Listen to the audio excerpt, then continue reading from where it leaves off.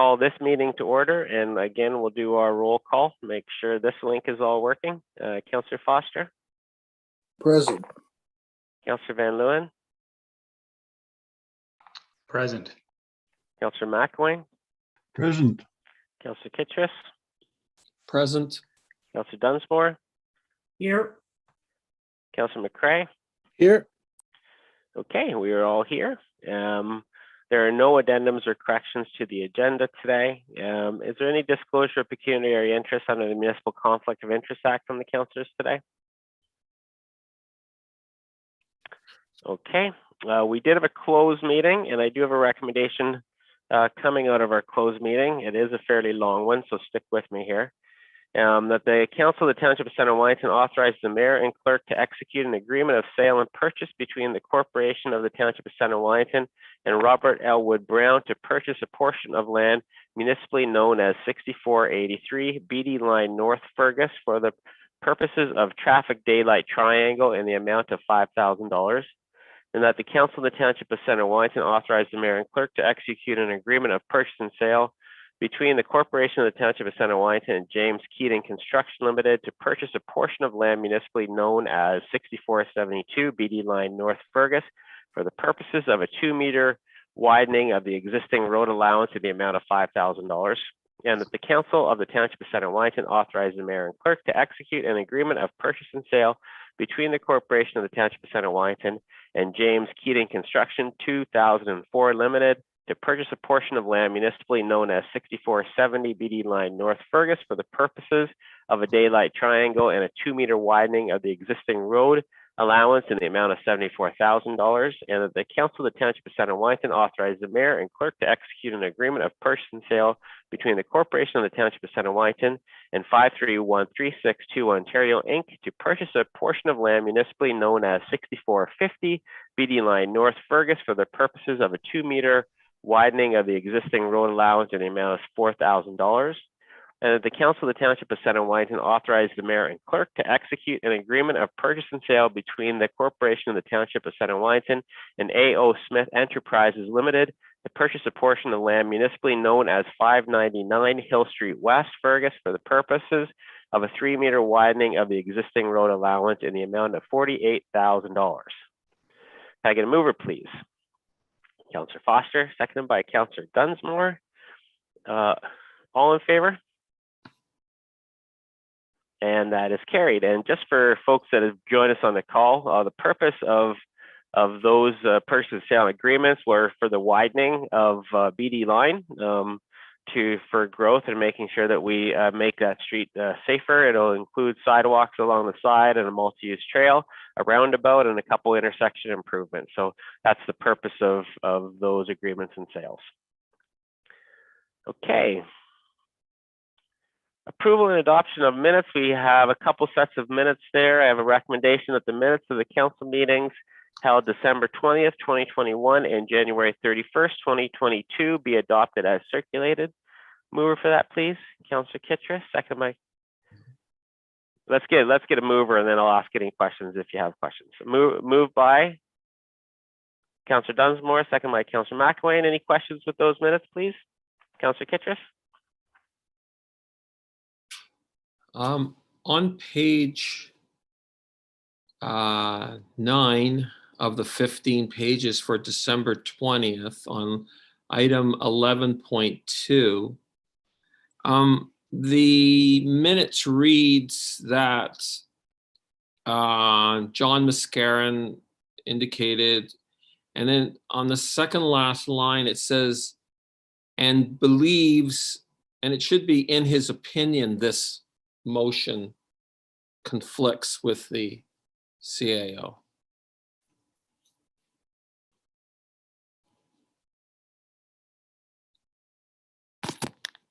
So I'd like that to be corrected. So just to be clear, you're asking for the words "in his opinion" to be added to that sentence. You're moving that? Yes. Okay, can I get a seconder for that change to the minutes? Councillor Foster seconding it. All in favor of those changes to the minutes? to add in his opinion? And that's carried, so those changes will be made to the minutes. Okay, I will reread the recommendation, see if, and just add a couple words. Recommendation of the minutes of the council meetings held December 20th, 2021 and January 31st, 2021 as amended be adopted as amended. Sorry, let me rephrase that.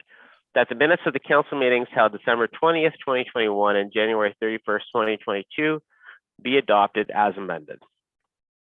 Can I get the mover and seconder is still good? Councillor Dunsmore moved and then Councillor McElwain seconded it. That's okay. Okay, all in favor? And that is carried. Moving on to presentations and announcements. Our first up, we have Andy Speers from the Upper Grand District School Board.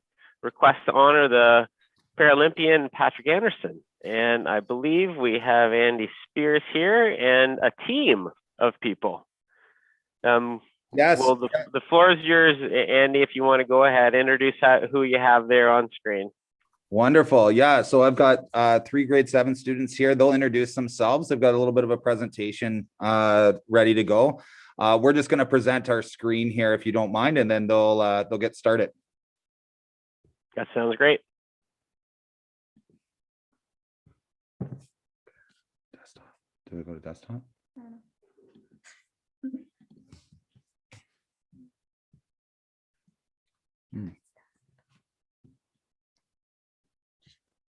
Sure. Oh, not gonna work. Okay. Not too bad.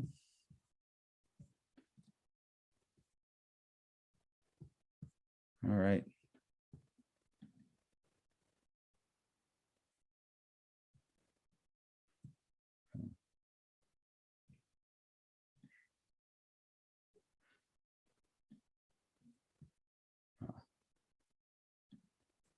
Okay. I think for whatever reason, it's not allowing us to share our screen.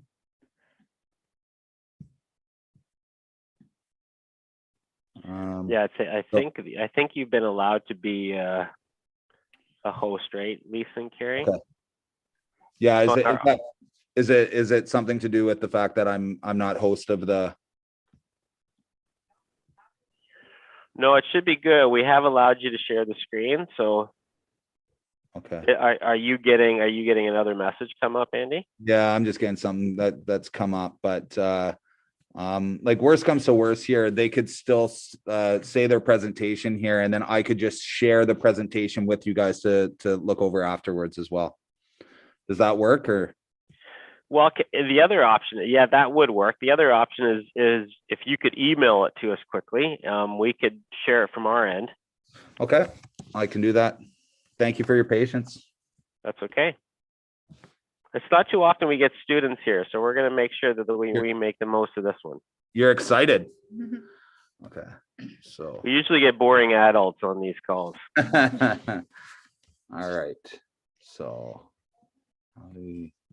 just gonna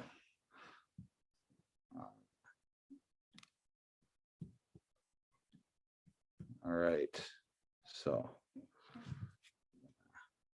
I'm actually going to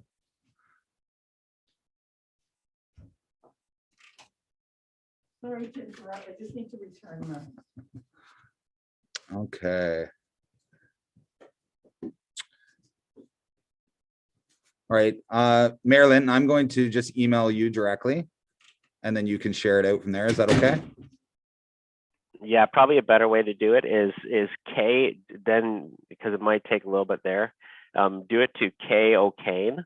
Oh, I've got that. I've got you got her. Yeah, you got Carrie's. Send it to that one. Okay. Because she's controlling things. They don't let me control things around here. All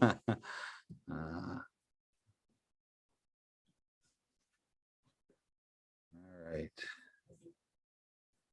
It's called Patrick Anderson, right? Yeah.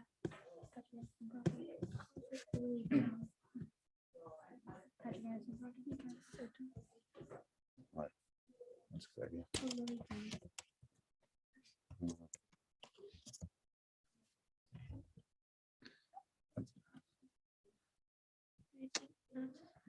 right. Is that that's not, Yeah, it was, wasn't it? I don't know. Did you show them? All right. I don't know. Thanks again for your patience. I hope it wasn't that. Oh, I didn't have that downloaded. So it should be, yep. Okay. All right. We're back here. So I've just sent that email. Okay, perfect. As soon as we get it, we'll flip it up there and you'll be able to see it. And when you're able to see it, we'll be able to see it and you can start speaking to it. Okay, awesome. Thanks for your patience on that. That's the girls have worked hard on it, so it's going to be nice that you'll be able to see it, hopefully. Yeah, absolutely.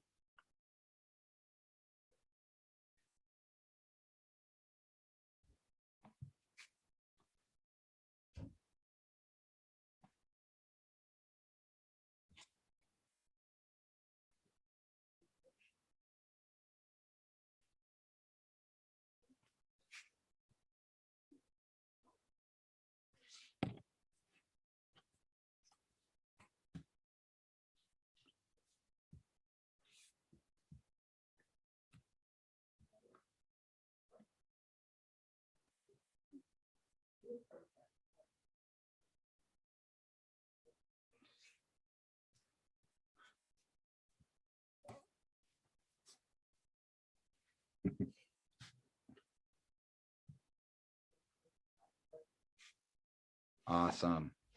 Good to go. Okay. So if Carrie would just be able to kind of take clues as to when to switch the slide, that would be great. Will do. Awesome. Go for it, girls. Hi, I'm Lily Brown. I'm here today along with my colleagues Helena Kogan and Maya Hunt. We all attend Elora Public School and are in grade 7. We are here today to present to you our idea of honoring Patrick Anderson in Centre Wellington.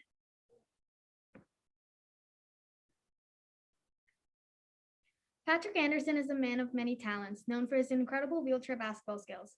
Pat is a decorated 3-time Paralympic champion, along with a silver medalist in the Beijing Paralympics.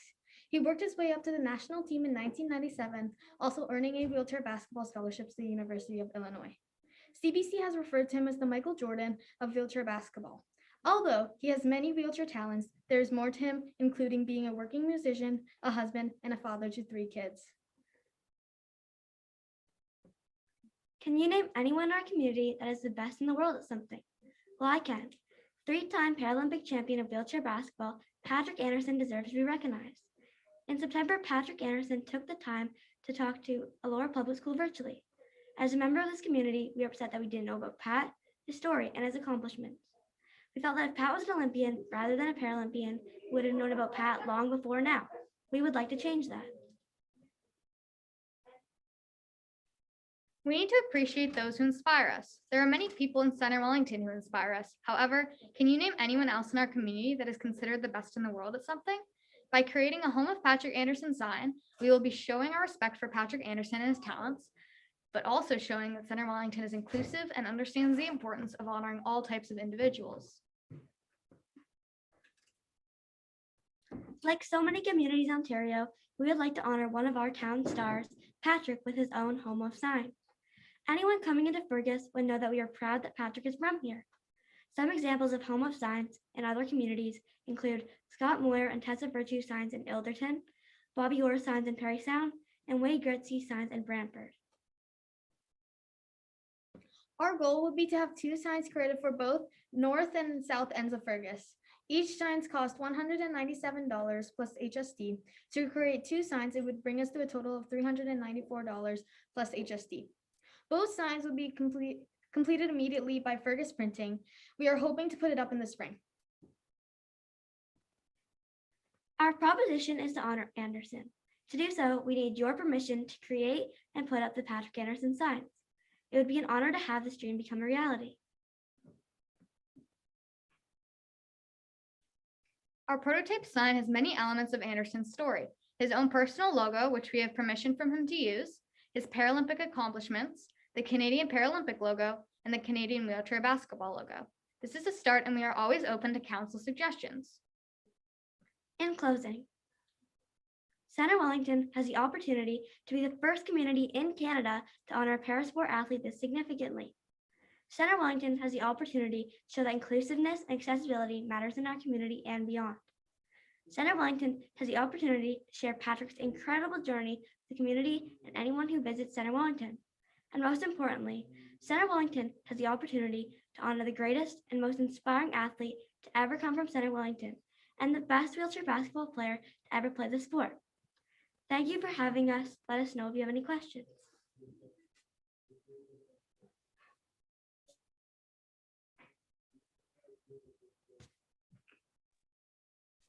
Wow, that was excellent.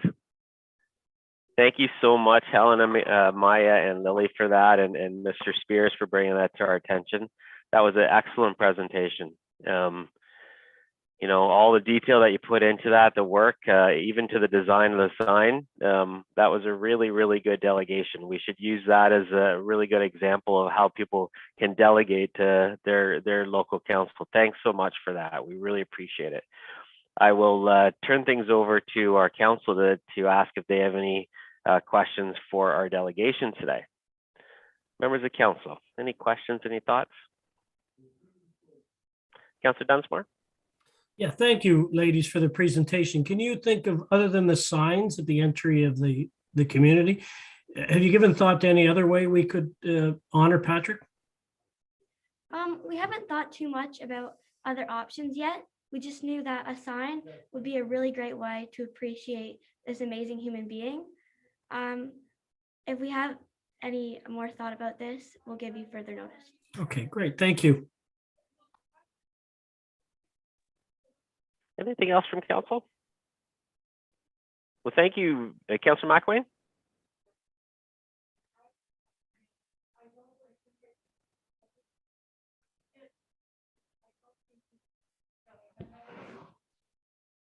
Sorry, you're muted, Councillor McElwain. I just ask, what would be our next step to make this happen? Our next step would probably be first and foremost giving us the permission to do so, and then we would get to Fergus Printing and figure out timelines for this sort of thing, and we would figure out cost. We want. How large, just follow on, how large are the signs approximately? We don't know exactly yet. No, yeah, the sign was set to probably around the same size as like a population sign, like a little bit smaller, and with the idea that the sign might be able to even just go underneath that population sign as well too. So approximately the same length and maybe a little bit narrower. And from our perspective, Councillor McElwain, township staff will look into it. There will be some requirements. Those are Highway 6 is a provincial highway, so they have to be okayed by MTO, Ministry of Transportation. So our staff will commit to council to get the next steps pulled together, so we can look into this a little further. Okay, thank you. Councillor Foster? Two questions, Mayor. The first for the three young ladies. I'm wanting to know if you like history and geography in your grade 7 class, and I hope you'll continue with your studies of social studies. Any comments, ladies? Not many. We all love school, so we'll definitely Good. focus on those classes. Yeah. Great. My second question, Mayor, then, would we expect to see this coming back to council for discussion in the future then, just to be clear? It'll be on a future agenda? It'll be on a future agenda after staff look at it, yep. Thank you. Again, thanks Helena, Maya, and Lily for bringing that to us and spending time with us at council. And you've given us a little bit of work to do here, and we really appreciate it because we know how important Mr. Anderson is to our community. So thanks for bringing that to our attention, and thanks Mr. Speers for bringing these students to us with this great idea. Thanks so much for having us. Thank you. Thank you. Thank you. Have a good rest of the day. You You too. too. Okay, moving on to our next delegation, Julie Martin-Jansen from Hospice Wellington. And I will turn things over to you. Julie, welcome to Centre Wellington Council. Hi, thank you. Thank you, Mayor and members of council for having me. So I'm going to attempt to share my screen here as well.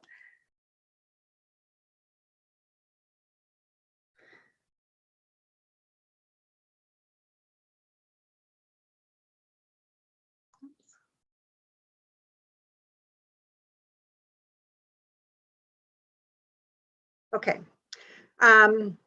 So my role at Hospice Wellington is advocate resource counselor, and this role was created just recently, so I've only been here since June of last year.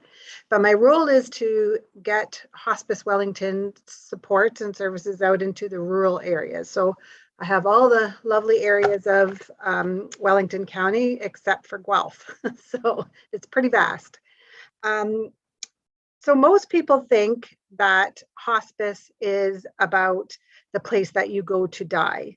And most people think that the supports and services that we offer are only for the people that have actually come to our residence and had died at our residence. But I'm hoping today to change your perspective about hospice and to let you know a little bit more about our supports and services. So who do we support? So we support anyone who has a palliative diagnosis and has a life-limiting illness. Whoops, I apologize. And their caregivers, so people who are supporting anyone who is actively dying or who is palliative. And what our mandate is, if they have a diagnosis that gives them a prognosis of 18 months or less to that they would die in that 18 months or less.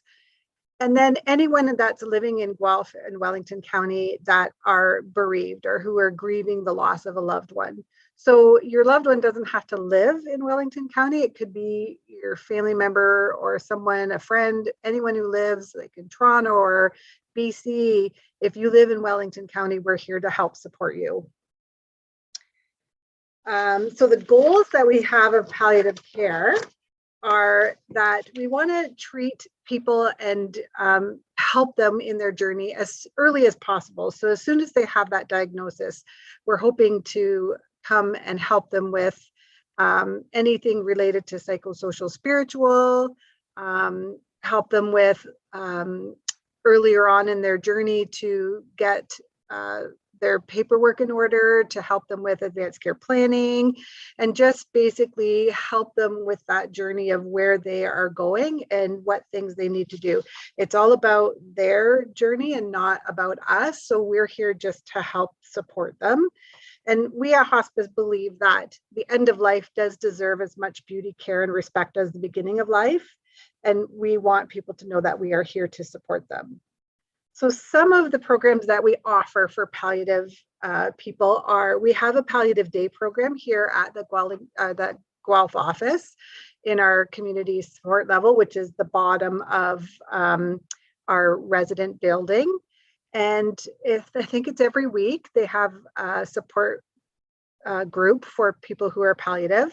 It's 3 hours. They come and they have just, they get to share with other people who are dying. They have a beautiful lunch that the kitchen upstairs provides for them. And we try to get in, some wellness programs, art therapy, music therapy for them. And we also offer one-to-one support. So if somebody just wants somebody to talk to, we offer them that support. Right now, again, all of our programs are still virtual until the beginning of April. And then we're hoping to have more supports that we can either go into their home or that they can come to our community program or that we can get out into the rural areas.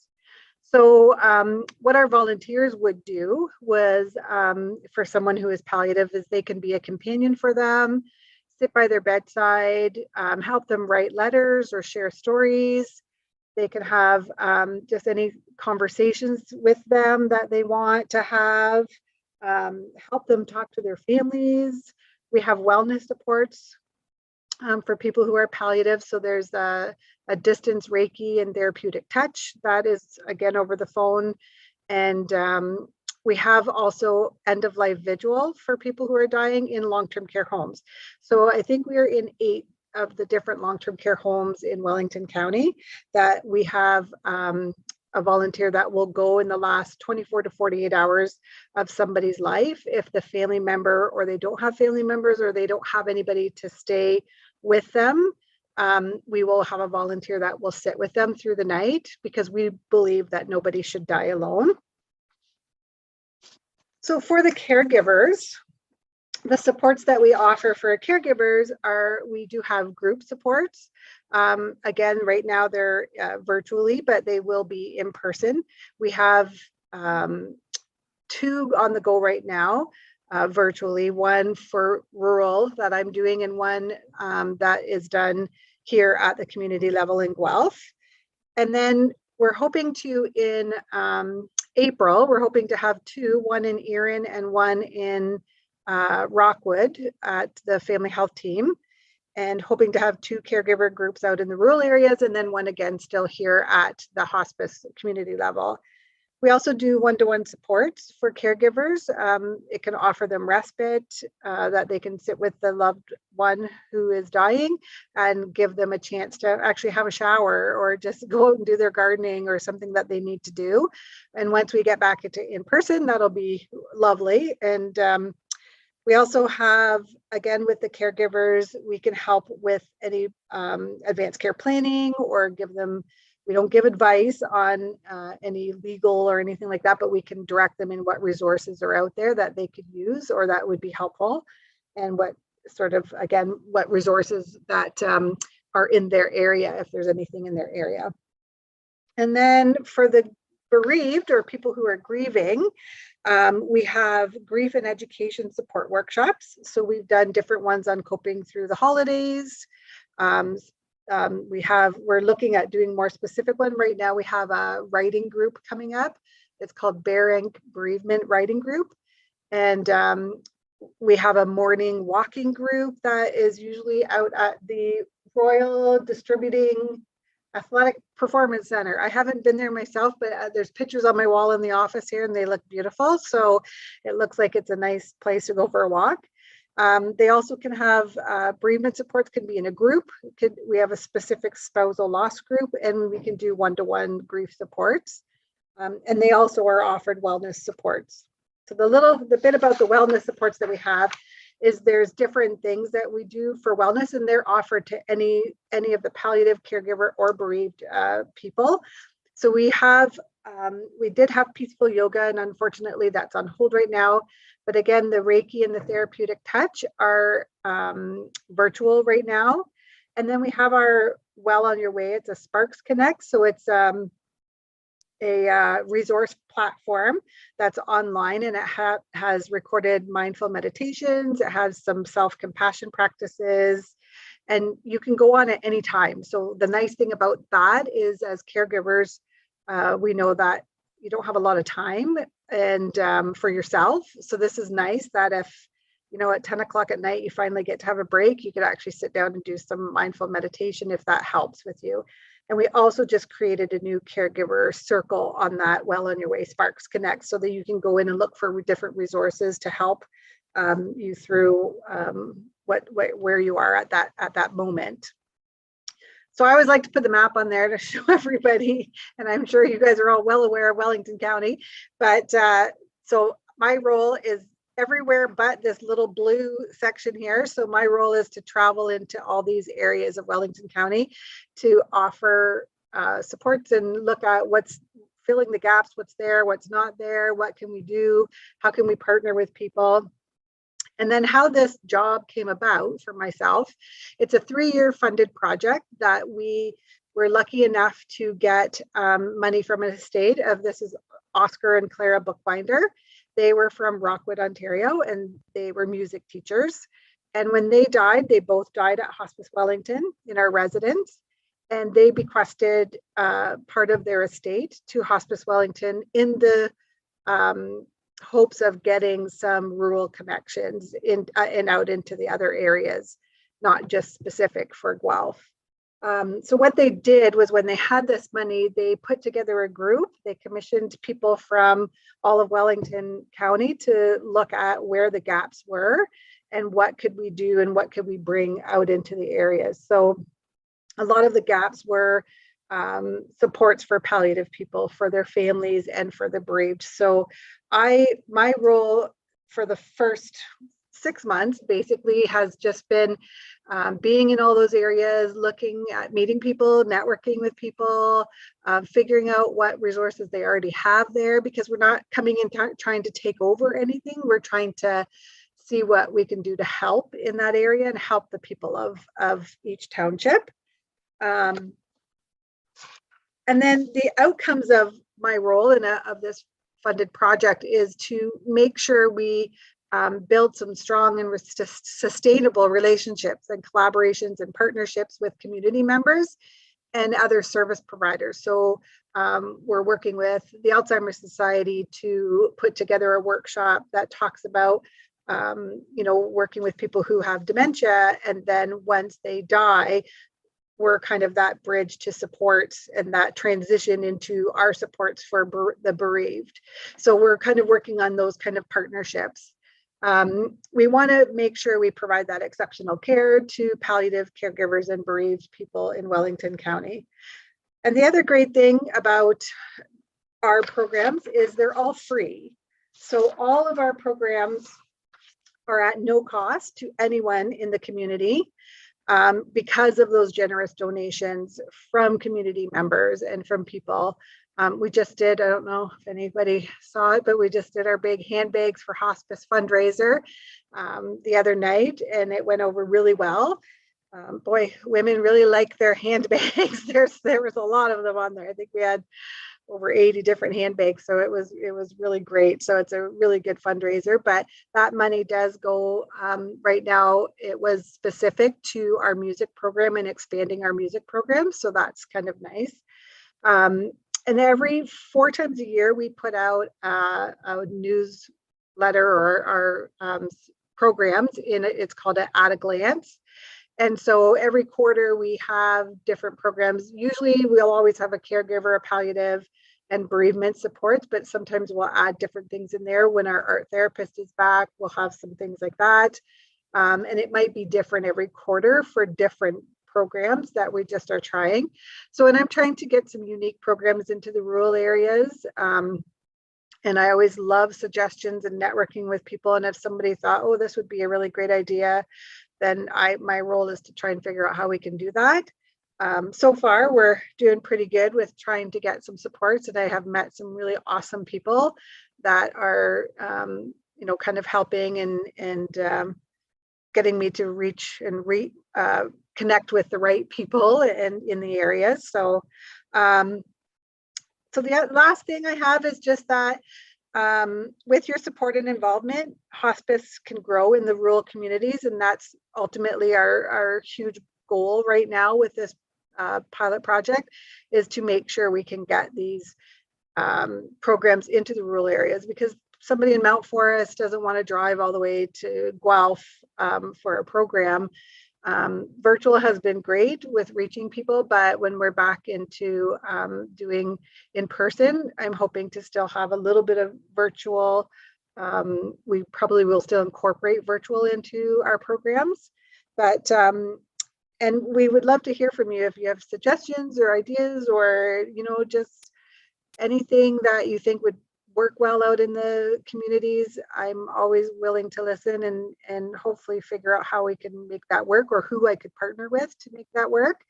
And I've left hospice information on here with the phone number, and also mine, because I'm in a traveling office, which is my car. I'm out in the different areas.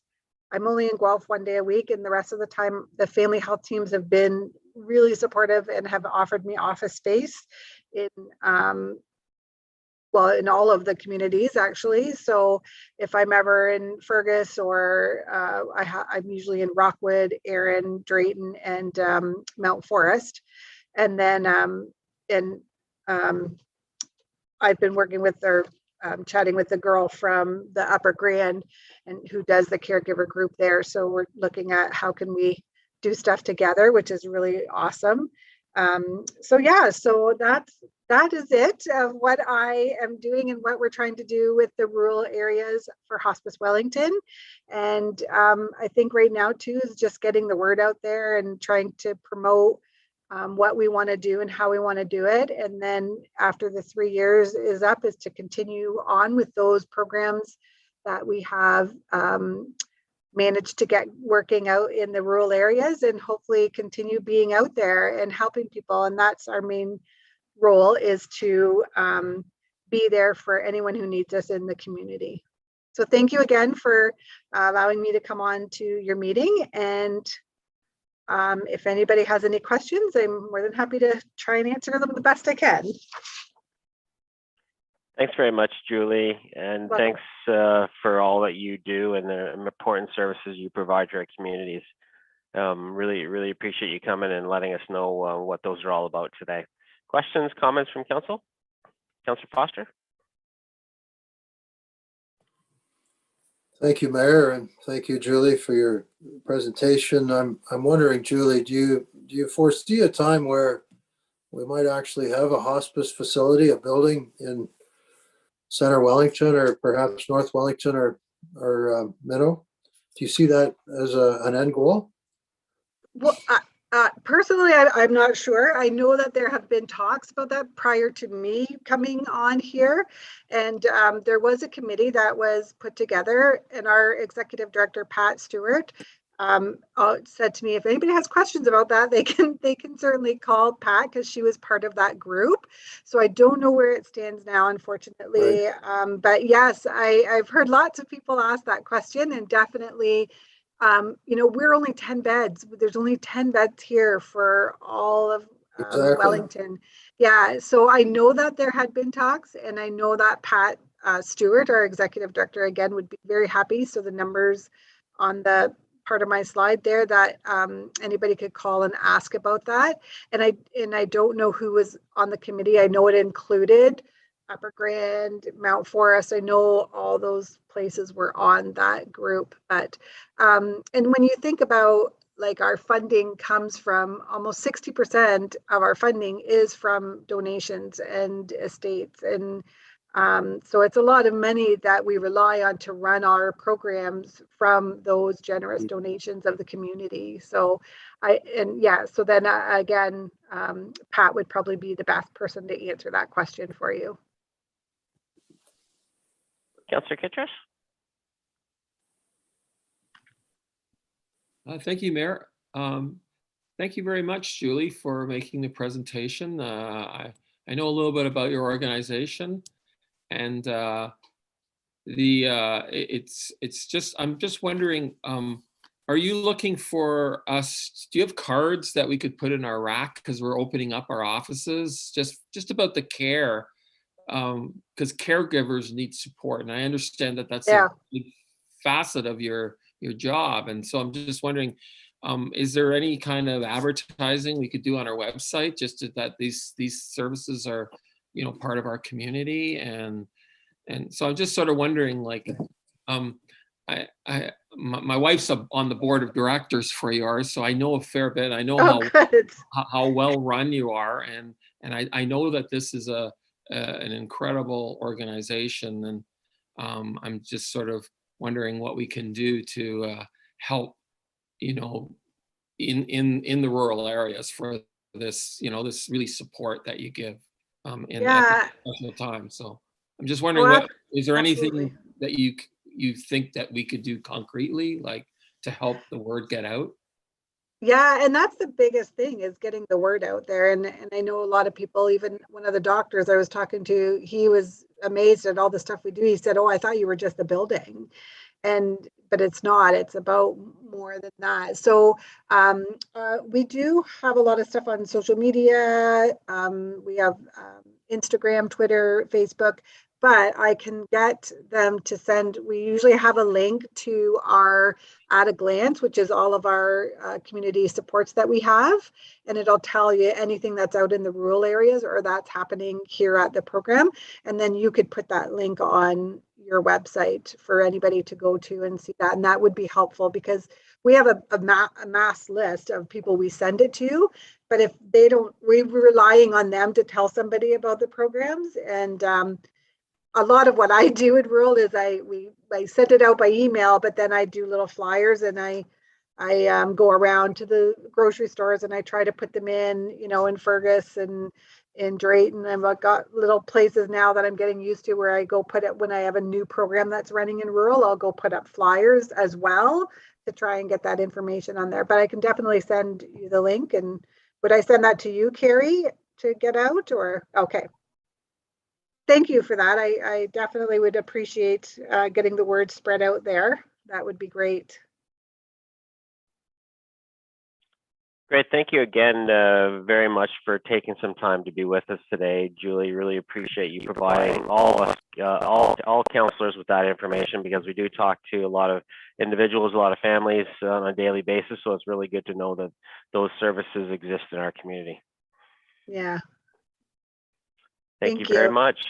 Yeah, thank you so much. And I can definitely bring some cards to the office when it opens up to put out there. But thank you again. Thanks for having me, Mayor and members of council. Thanks, Julie. Okay, bye. Have a good rest of the day. Thank you.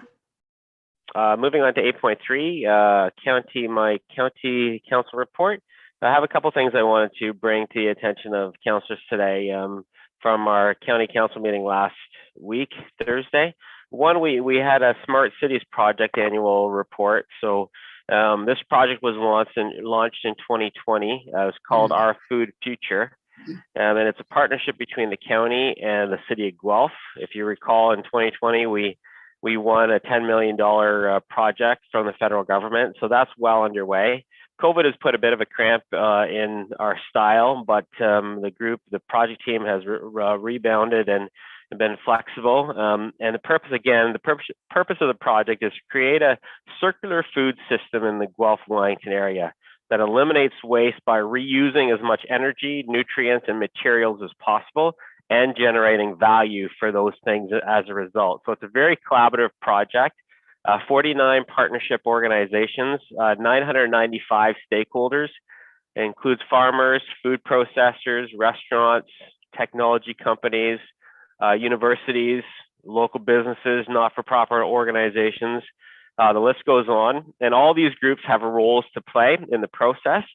So 4 goals have been identified by this project, and we're seeing good traction on each of those 4. The first is to help provide affordable, nutritious food, so looking after food security in our region.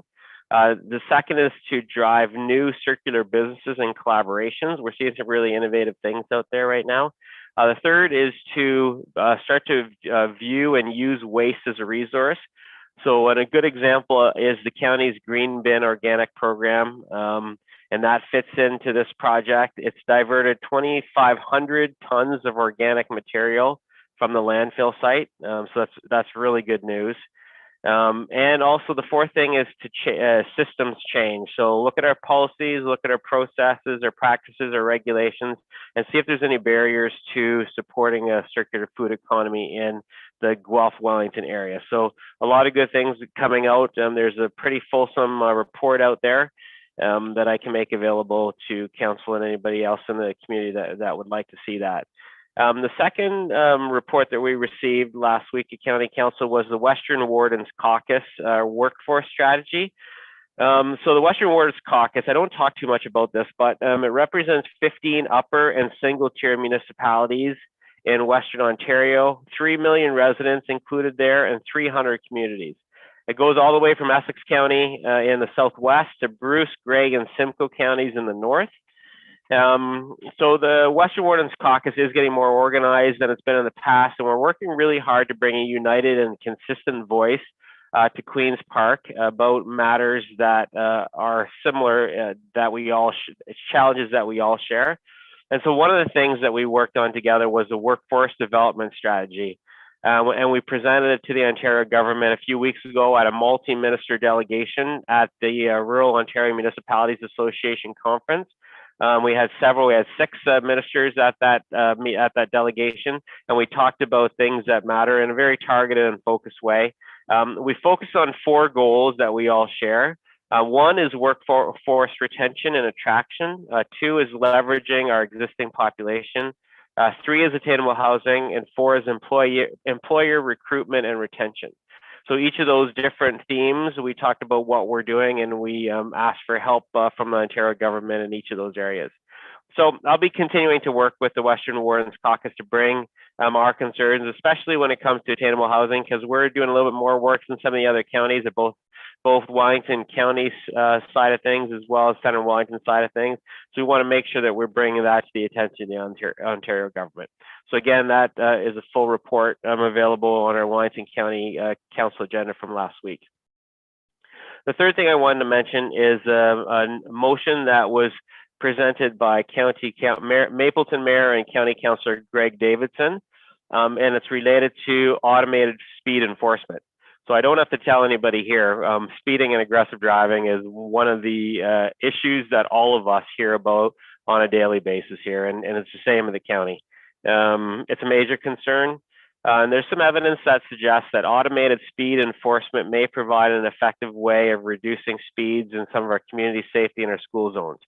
So this motion directed county staff to do 3 things. Complete a cost and benefits analysis of automated speed enforcement of both permanent locations or by rotation of cameras in community safety or school zones.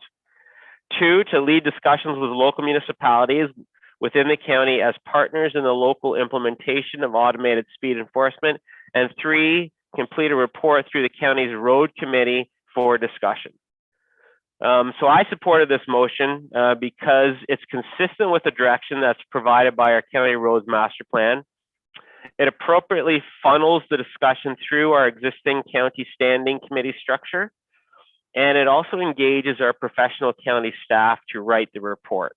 So it's an example of a well-written council motion for sure.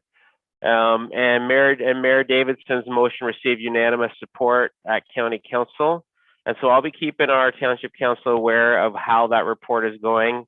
And obviously, the member municipalities will be part of this process as a way to try to make us positive different when it comes to speeding and aggressive driving, especially in some of our community safety zones and school zones.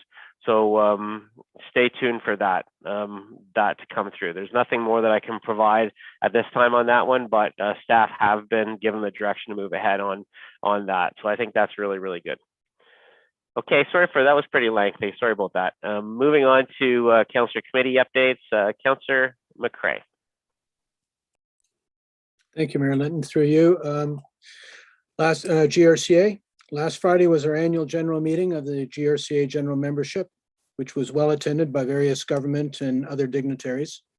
Some essential items of note: we approved our annual budget and appointment of auditors for 2022, as well as resolutions related to the inventory of Conservation Authority programs and services, a requirement under the new Ontario Regulation 687/21, the draft subwatershed planning guide, the GRCA's proposed response to Environmental Registry Posting 019-4978, and the Conservation Authorities Act amendments regarding Phase 2 regulations.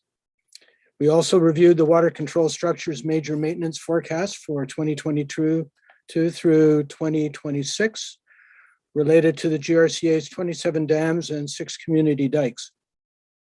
Healthy Growth Committee. Jana Burns, the Wellington Place Administrator, presented the county's attainable housing strategy. She mentioned the need for amendments to the official plan to support diverse building types and construction methodologies to reduce housing costs as some strategy examples. She said Warden Linton's presentation at the Western Ontario Wardens Caucus meeting with Minister Clark was well received by the minister. Warden Linton's message was that Wellington County is ready to act on attainable housing and willing to partner with the province on a project. So that's it for my meeting updates. Thanks, Councillor McCray. Councillor Dunsmore. Yeah, thank you. Through you, Mayor Linton. The Fergus BIA met and they were busy organizing their long list of events that are coming out this year, and hope with their fingers crossed that we'll get to having those in person this year. So everybody's getting excited about that. They also established a subcommittee to deal with the garbage situation in the downtown core, and just a subcommittee to get together and brainstorm about various solutions to what has been a years-long problem, many years, and it's time to address it. So they're kind of taking the lead on that. I was happy to see that. The hospital board met, and we reviewed the budget as we always do. But one thing that I wanted to mention here is a big thank you to all the hospital staff, the doctors, the nurses, and everybody who works at Groves Memorial Hospital for all the hard work they've done through this pandemic. And hopefully we're nearing the end of it. But I wanted to give them a shout out because I know how stressed a lot of them are, and I want to let them know that I appreciate what they're doing. The Economic Development Committee met to see how we could push things forward to help businesses what they needed. And the Chamber of Commerce had some good information for us around that, an event that they held online to poll businesses about what they were looking for. So they shared that. There's a couple subcommittees in the Economic Development Committee that are meeting. The Agricultural Zoning Subcommittee met this morning, and we talked about the exciting areas of coming up with bylaws for the agricultural zones. So we were working through that, and the business support group is going to meet next week and talk about things we can do going forward for the local businesses. Thanks, Councillor Dunsmore. Councillor Kittredge? I had no meetings this month. Councillor McElwain? Thank you. For me, actually, it was, I guess February is a busy month for the committees I have. So the Elora BIA, well, they presented their new board at the committee of the whole last week, so we've seen that. But Adam Gilmore and Stephanie Rossi presented East Mill Street potential plan upgrades and presentation of some alternatives, as well as an opportunity for this future discussion on those plans. And they also formed some committees for going forward this year for their different events. From the Heritage Committee, the Center for the Arts did a presentation, which we're going to see a little later today in the council agenda. 195 St. Andrew Street is getting some minor changes, but that was approved by the Heritage Committee. There was discussion about the Bridge Subcommittee. They're working on terms of reference and hoping to have a planning student intern in for doing photo documentation and adding to the municipal register, hopefully losing any more bridges like the Middlebrook Bridge that is apparently going to be lost. So that was good news. And then some discussion on 350 St. Andrew Street, because it had been to the Heritage Committee in January, and we were expecting it back in February, but in fact it's being deferred until the peer review is finished. So it'll be coming back to HCW after that. And in the meantime, we get to make comments, and the committee will be consolidating all of those comments. And last, then we had our hospital recruitment meeting, and there's a huge need right now for doctors and nurses in the community. Not going to go into all of the details, but one of the areas of concern is that one of our two surgeons in the community is retiring this year, and so we're down to one surgeon, and that's not workable, of course, given that 24/7 is hard for any one single person to maintain. So we are sometimes left with those surgeons on staff. So we are looking for a second surgeon in the area. And that's about it for me. Thanks, Councillor McElwain. Councillor Van Loon? Thanks, Mayor. Both my meetings that I've had in the past month have been listed by Councillor McCray and Councillor Dunsmore, so nothing to report. Thanks. Councillor Foster? Thank you, Mayor. Centre Wellington Seniors, obviously we haven't been able to have an AGM, and there's, you'll hear more about this later in the agenda, but we're looking to extend the terms of some directors. And Centre Wellington Hydro, our winter tree trimming program's well underway, very successful so far. Also, several capital projects are also on track to be underway this spring. And finally, I wanted as well to give a shout out to our utility mayor. We had the power go out in Elora about 2 weeks ago for a couple of hours. And that was a result of some faulty equipment at Ontario Hydro, but our people were able to help get the power back on to minimize the disruption. And I believe we're well served by our utility. Thank you, Mayor. Thanks, Councillor Foster. Thanks, councillors, for that. Moving on to 9, report from Committee of the Whole.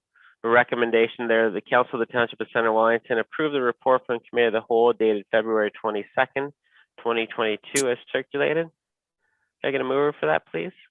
Sorry, Councillor McElwain first? Yep. Could we do 0.7 separately, please, Mayor? Yeah, sure we could. Okay, so we'll do 1 to 6. Council recommendation of the Council of the Township of Centre Wellington approve items 1 through 6 of the report from Committee of the Whole dated February 22nd, 2022 as circulated. Mover for that, please. Councillor McElwain, seconded by Councillor Dunsmore. All in favor? And that is carried. And then the second recommendation that the Council of the Township of Centre Wellington approve item 7 from the report of the Committee of the Whole dated February 22, 2022 as circulated. Can I get a mover for that, please? Councillor McCray, seconded by Councillor Van Leeuwen. All in favor? Opposed? And that carries. Moving on to no delegations today. Consideration of reports, section 11. Dixon Drive, Schedule B, Class EA, preferred alternative and notice of completion. And we'll turn it over to our Managing Director of Planning and Development, Brett Salmon. Welcome, Brett. Thank you, Mayor Linton. This is a report regarding the preferred alternative for the Dixon Drive extension. If council will know that we acquired land east of the current Northeast Fergus Industrial Park back in 2019 for the purposes of creating a municipal business park. And we budgeted for this project in the 2021 capital budget. And it is a project that's subject to the Schedule B of the class environmental assessment requirement. So Triton Engineering were engaged to do that work on our behalf.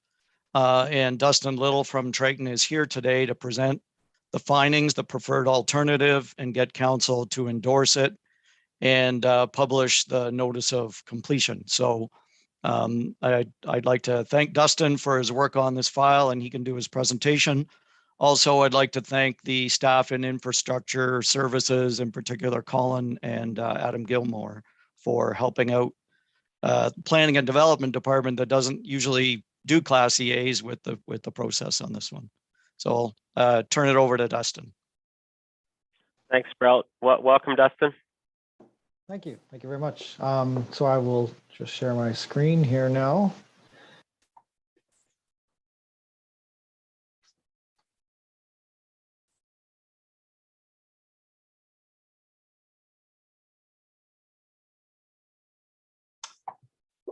All right. Well, hello, everyone, and thank you for allowing us the opportunity to present the findings of this Dixon Drive Extension Municipal Class EA. As Brett had said, this is to facilitate the development of some lands that the township owns. So the purpose of this presentation is to summarize the findings of the Dixon Drive Municipal Class EA so that council may endorse the preferred alternative Option 1, that is to extend Dixon Drive to first line as a typical urban section, a multi-use pathway, and below-grade stormwater management, and so that council may direct staff to publish the notice of study completion in accordance with the requirements of the Environmental Assessment Act. And as you may know, the Township of Centre Wellington owns property east of the existing limit of Dixon Drive and Fergus that may be considered suitable for future development. The development of these lands would allow for continued economic growth and promote a live and work opportunity within the township.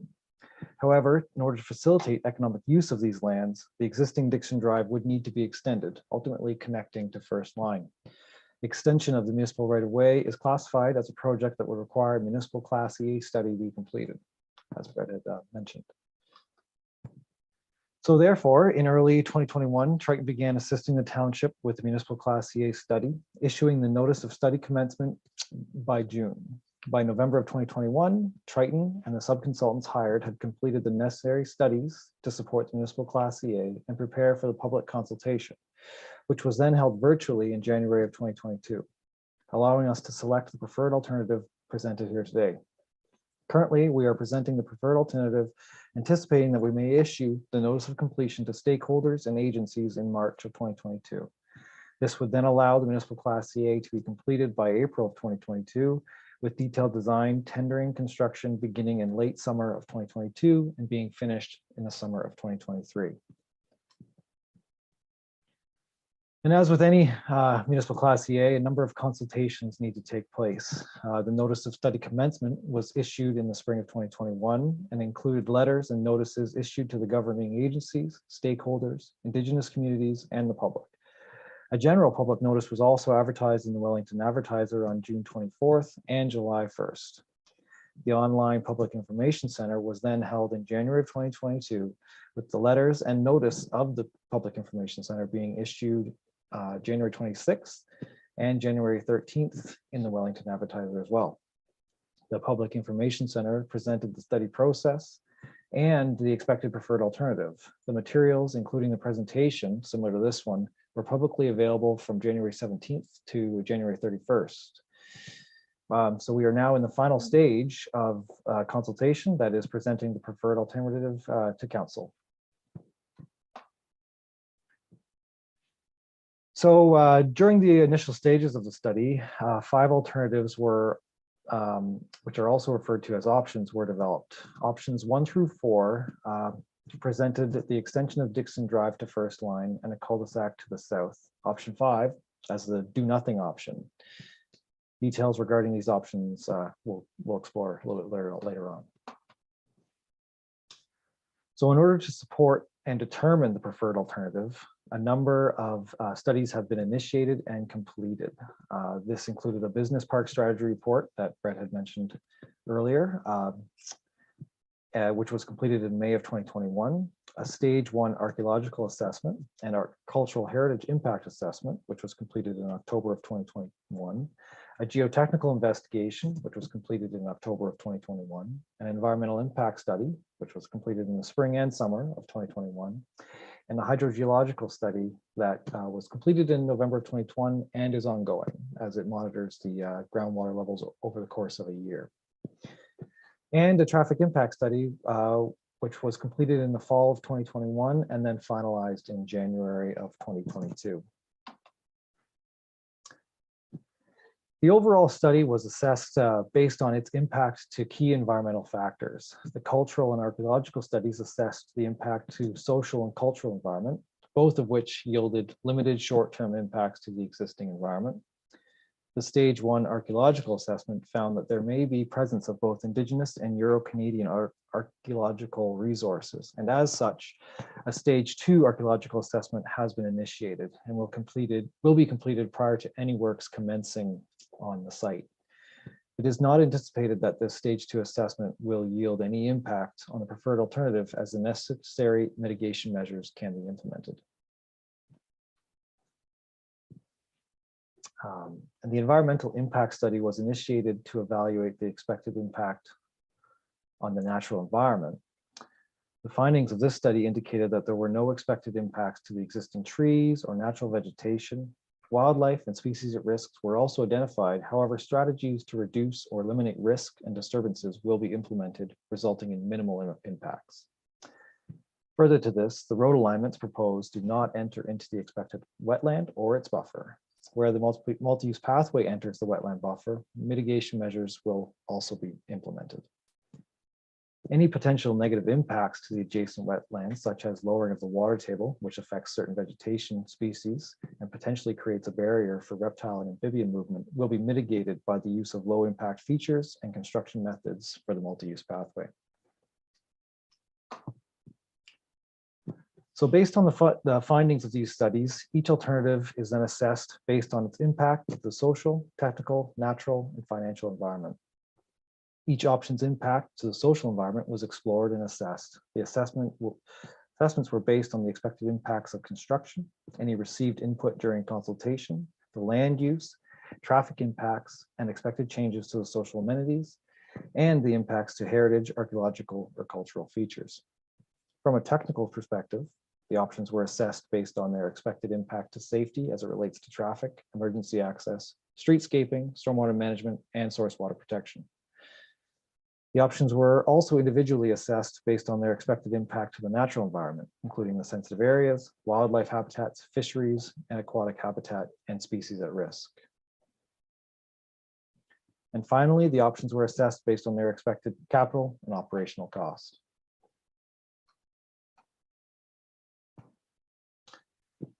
Option 1 proposes that Dixon Drive be extended to first line with an additional cul-de-sac provided to the south. This option presents limited to no long-term impacts on cultural heritage, sensitive species in the area, natural vegetation, wildlife, or recreational amenities.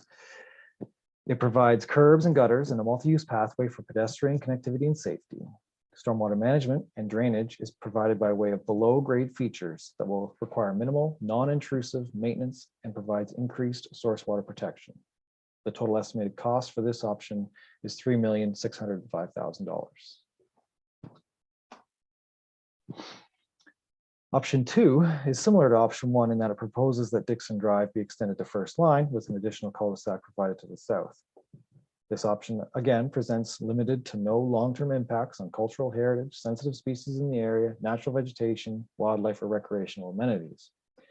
And similarly to option 1, it also uses curbs and gutters and a multi-use pathway for pedestrian connectivity and safety. Stormwater drainage is provided by way of below-grade features that will require minimal, non-intrusive maintenance and provides increased source water protection. However, the stormwater management and its associated storage is provided by way of open ponds. And these open ponds require costly and intrusive maintenance to the naturalized environment. The total estimated construction cost for this option is $3,604,000. Option 3, again, is similar to options 1 and 2 in that it proposes that Dixon Drive be extended to first line with an additional cul-de-sac provided to the south and a multi-use pathway for pedestrian connectivity and safety. And again, this option presents limited to no long-term impacts on cultural heritage, sensitive species in the area, or natural vegetation, wildlife, or recreational amenities. However, option 3 is a rural standard that provides stormwater drainage by way of ditches rather than curbs and gutters, and stormwater management. And the associated storage, again, is provided by way of ponds that require costly and intrusive maintenance. The total estimated construction cost for this option is $3,160,000.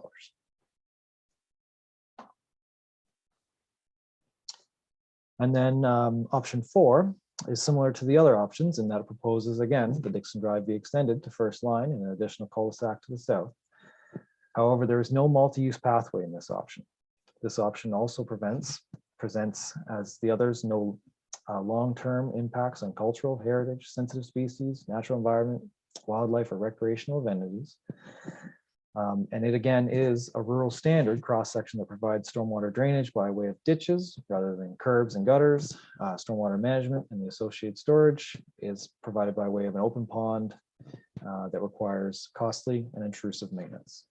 The total estimated cost for this option is $3,036,000.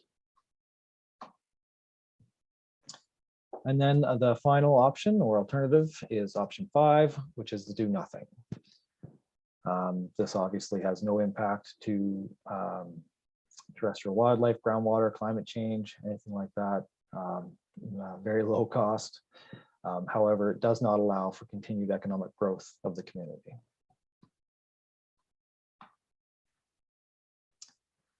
So during the Public Information Center, we did receive some feedback that was limited to 2 main topics. First being the continued use of the dog park, and the second being traffic. I have selected a few comments here that I believe summarize these concerns that I presented. So the first being in regards to the extension proposal, just wanted to mention a few points to consider as someone who uses the CW dog park daily. I think that having a public trail that close to the dog park without any fence could be very problematic. The dogs go near the pond and are used to going near the pond. My fear would be if there are people walking, biking by on the public trail without a barrier between the two, there will be nothing to stop them from going on the trail. I think this would cause a lot of problems and could potentially be dangerous, especially for young kids. And the other comment that is on the same topic, we understand that plans are underway that may impact on the land use of the area of the Fergus Dog Park, specifically the introduction of multi-use pathway. We commend Centre Wellington Township for its extensive trails plan, but are concerned about inevitable negative and potentially dangerous interactions. Additionally, dogs that have run free on the adjoining property owned by Bob Reeves, as well as a nearby pond, will not observe a new boundary. We understand that there is a volunteer committee actively involved in administration and improvement activities for the dog park, and hope that you will consult with them regarding any development. Our Centre Wellington Dog Park is the envy of other communities and used by many residents daily. Please ensure that it remains a positive place for dogs and their owners, and that we can still proudly claim to have the best dog park in Ontario. And so we have addressed these comments.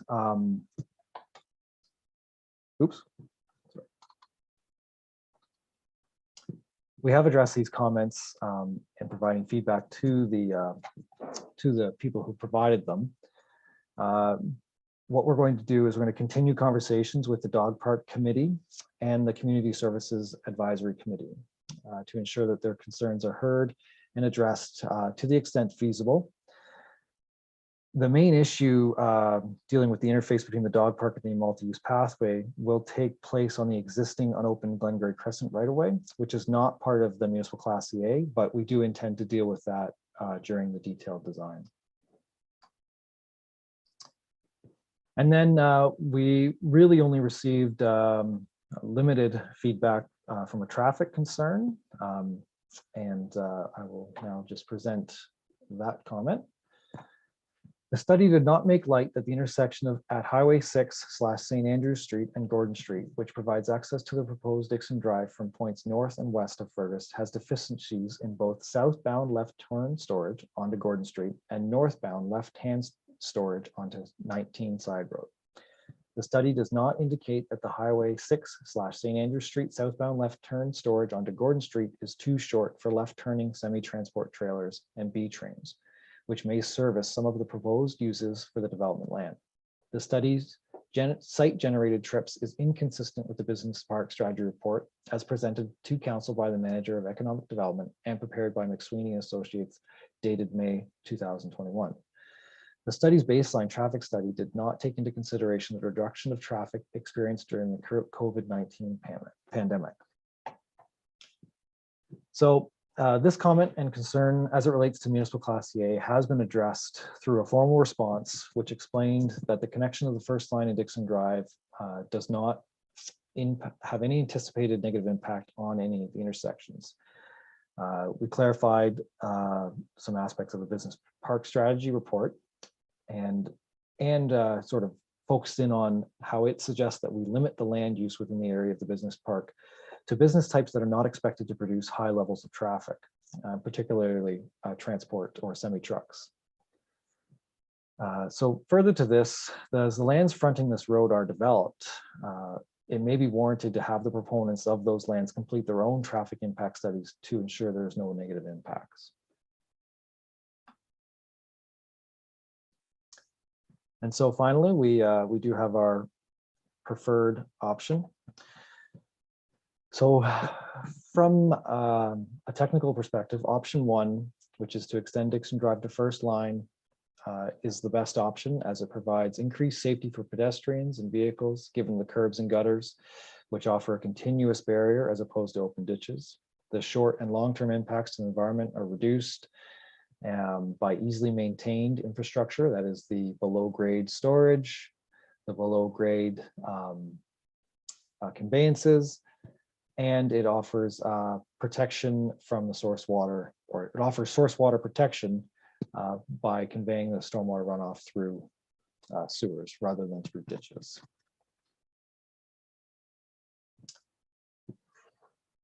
And so, provided council elects to adopt the preferred alternative presented herein, the key project milestones are as follows. We'll advertise a project file report for the 30-day public review and comment period in April 2021. Detailed design will sort of continue and commence in May to June of 2022. Then contract tendering and award can be completed in June and July of 2022. With construction beginning late summer of 2022 and continuing into the spring and summer of 2023. So again, thank you all for allowing us the opportunity to present this preferred alternative, and we welcome your comments and questions. Please feel free to contact either myself, Dustin Lytle with Triton Engineering, or Lee Wielden with the Township of Centre Wellington.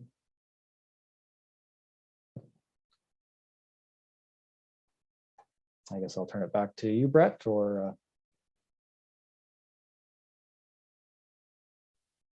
Thanks very much, Dustin. Brett, do you have anything to add to that? No, nothing to add. So we can just hear council's questions, comments. Great, thanks very much. Appreciate that. I'll turn things over to our members of council, starting with Councillor McCray. Thank you, Mayor Linton. Through you, I only have one question. I found the report very insightful and very fulsome in terms of covering all the different options and what they entail. The question I have is, do we gain more land by using underground water storage as opposed to having a above ground water storage pond? I can field that one. So not really. There isn't much to be gained in terms of developable land, one or the other. The below grade storage allows for an area that would be usable in terms of maybe a park or something like that, but you couldn't build anything on top of it, but it would be sort of a field grassed area. Whereas if it's a pond, well, the stormwater management ponds are designed to, hold water. They're not as typically as pretty as you might be able to make a grassed area. Thank you. Councillor Dunsmore?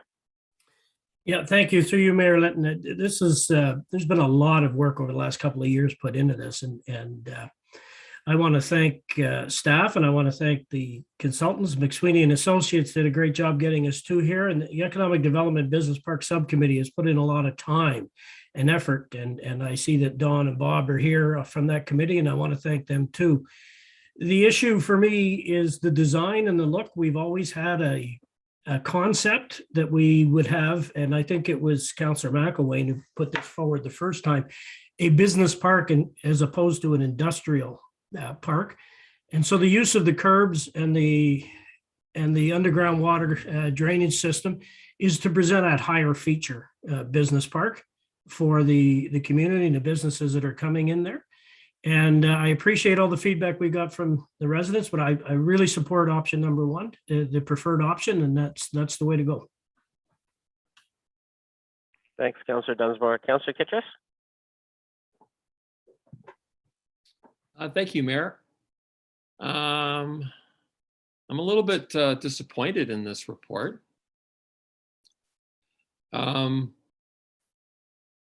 Last month, we had presentations by citizens about the RMAP and the Pierport Park.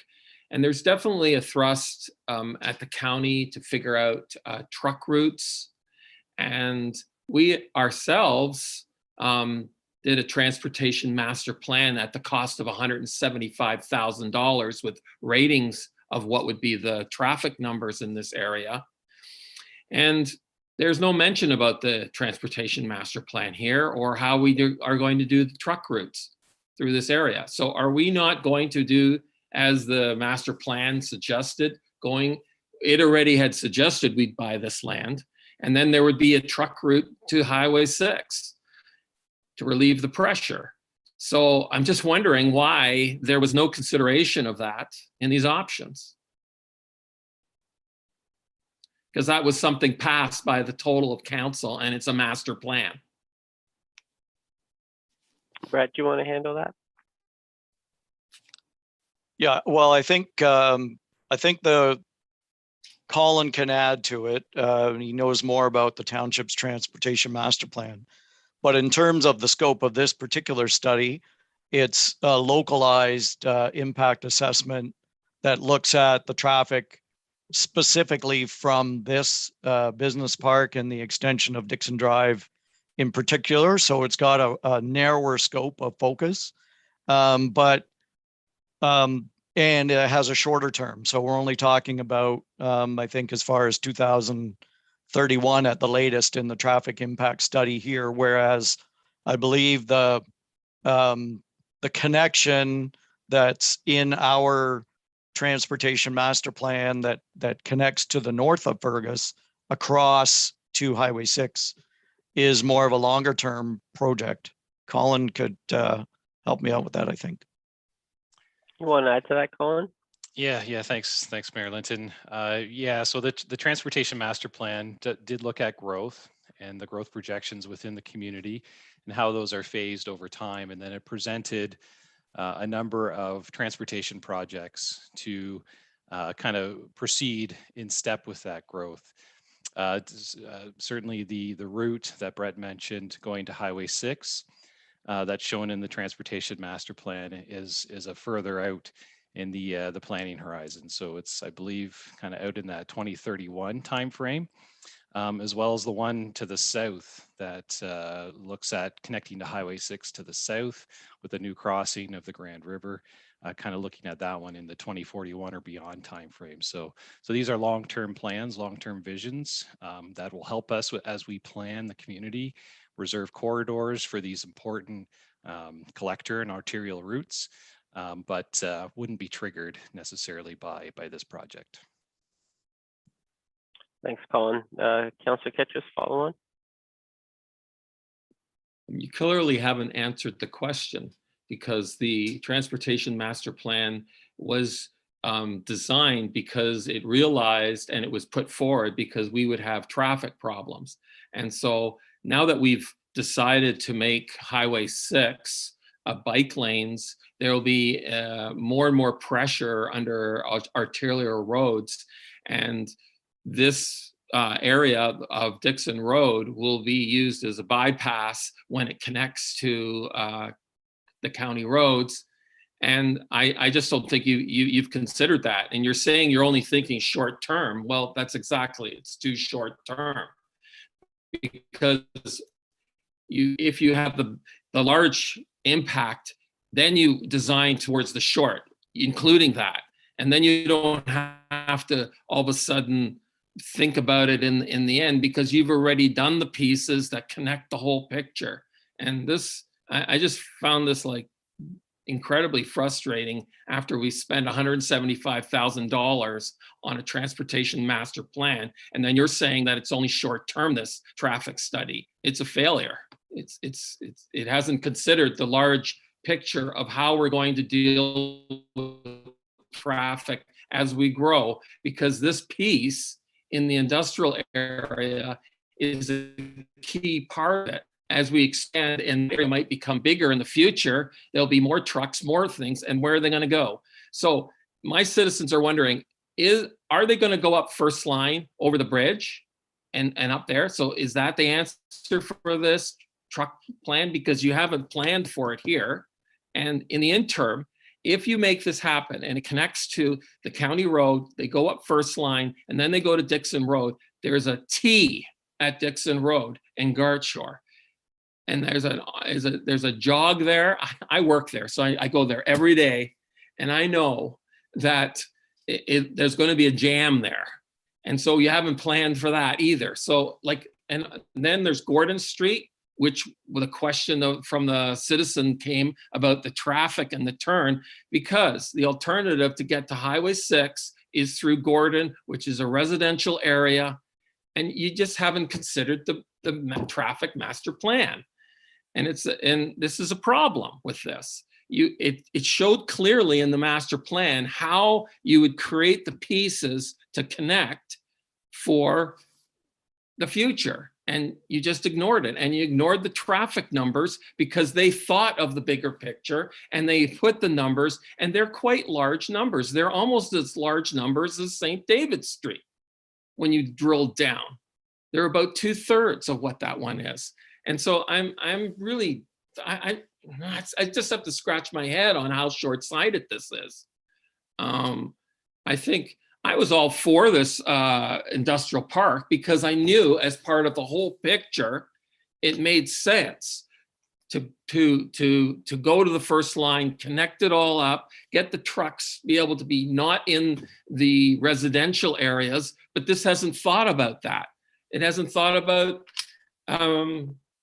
that problem, and that's problematic. Like I don't see how you address that problem. It's not going to get less in the future, it's going to get more. So why wouldn't you build it so that it has it can connect for the larger project in the future? But you haven't done that. You said the traffic's, in your own words, this is short-sighted. That's the problem. There needs to be an new option, considering that the traffic plan, I'm not against building the road there, but it hasn't considered the larger picture of the traffic. We've basically passed that we're going to be doing bike lanes on Highway 6 in St. David Street. That's going to calm and slow down the traffic. Well, where's it going to go? Like when these other people from you're trying to do the bypass up 29 or second line for trucks, and you're saying that's in the future, but once this starts building up, that can be expedited. And I know how it works in government. Oh, there's a problem. Now we have to expedite it. So let's think about the larger picture here. Let's think about how our traffic plans work in the long term, not just short term, we want to get this done by the election or something like that. I'm all for this industrial park. I was for it for 8 years, but it's just, you got to connect it right with the traffic plan. And I'm going to say that. So you haven't done that at this. And I think that we should defer this and get this right. Anything you wanted to add to that comment, Colin or Brett? I didn't hear a question. Okay, Councillor McWayne? My question was kind of tie into Councillor Kittredge. I was just wondering, I mean, is the eventual or future use of First Line as a truck route to Highway 6 the logic behind spending $4.2 million on a side road bridge? I mean, is that the justification there? Because otherwise I never saw that justification. If this is the reason that we're putting a $4.2 million bridge into a gravel road, then we should know that, because otherwise it doesn't follow very well. And if that's the traffic planning that we're doing, then that should be public and transparent. My second question was much more mundane. Is there going to be much tree planting involved with this? Is that part of this plan as well? Because a business park needs to have lots of trees around the buildings and stuff, not just open land. Okay, so I'll let Colin talk to the bridge, and then we'll turn things over to Brett for the tree plan. Yeah, thanks, Mayor Linton, and thanks, Councillor McElwain, for the question. So the first line, there's no intention to make the first line is kind of north of the entrance to the business park. There's no future plans to make that a truck route. The bridge, I believe you're referring to Bridge 24WG, just actually went out for tender for replacement. There's no intention that will be part of the truck route. That structure is further north in a rural section of the first line. And if you look at the transportation master plan, there are no plans to direct truck routes, particularly on gravel roads, within the township. So the master plan does show a route that does come up first line, kind of through the Dixon Drive extension, up Gartshore Street, and then cutting across to the west over to Highway 6. That is the route that is shown in the master plan on the north side of the river. And Brett, I know that as an economic development task force, we talked about making sure that there's standards when it comes to tree planting for all the businesses there. So maybe you want to just touch on that. Sure, that's there's two things in the study that's been done for this project. We've done an environmental impact study, and we've had the consultants have inventoried all the existing trees out there. So as we go forward and we look at as part of the documents for the sale of land, we are looking at we'll have restrictive covenants that require certain design guidelines to be followed and landscape standards to be followed, so that all of the properties incorporate some new landscaping, replace any trees that need to be removed to fit their building footprint, or even any trees that need to be removed to accommodate the construction will be put back through the future agreements. Councillor Van Leeuwen?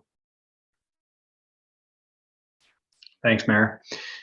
Yeah, I'm in support of this design. The design itself connects both east and west for the development, and we have to develop this piece regardless of the road structures at its point.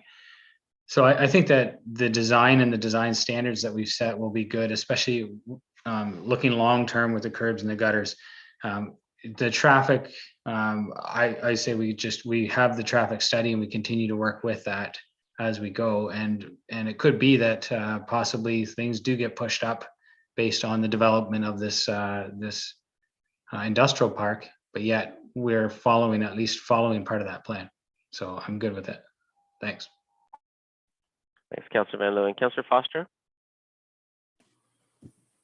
Thank you, Mayor. A couple of my questions have been answered, but I'd like to just get some clarity on the routing. So I realize this is about Dixon Drive, but I guess I'm wondering if I'm a truck driver and I'm picking up a load of goods in the business park and I'm heading for Guelph, what route am I going to take to get there?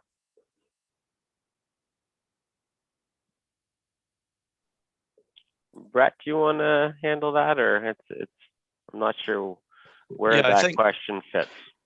I think in the short term, the expectation is that they continue to use the roads that are in place today and connect to Gartshore, and that's a county road, and that's the main spine going north-south, and Bellside, the county road.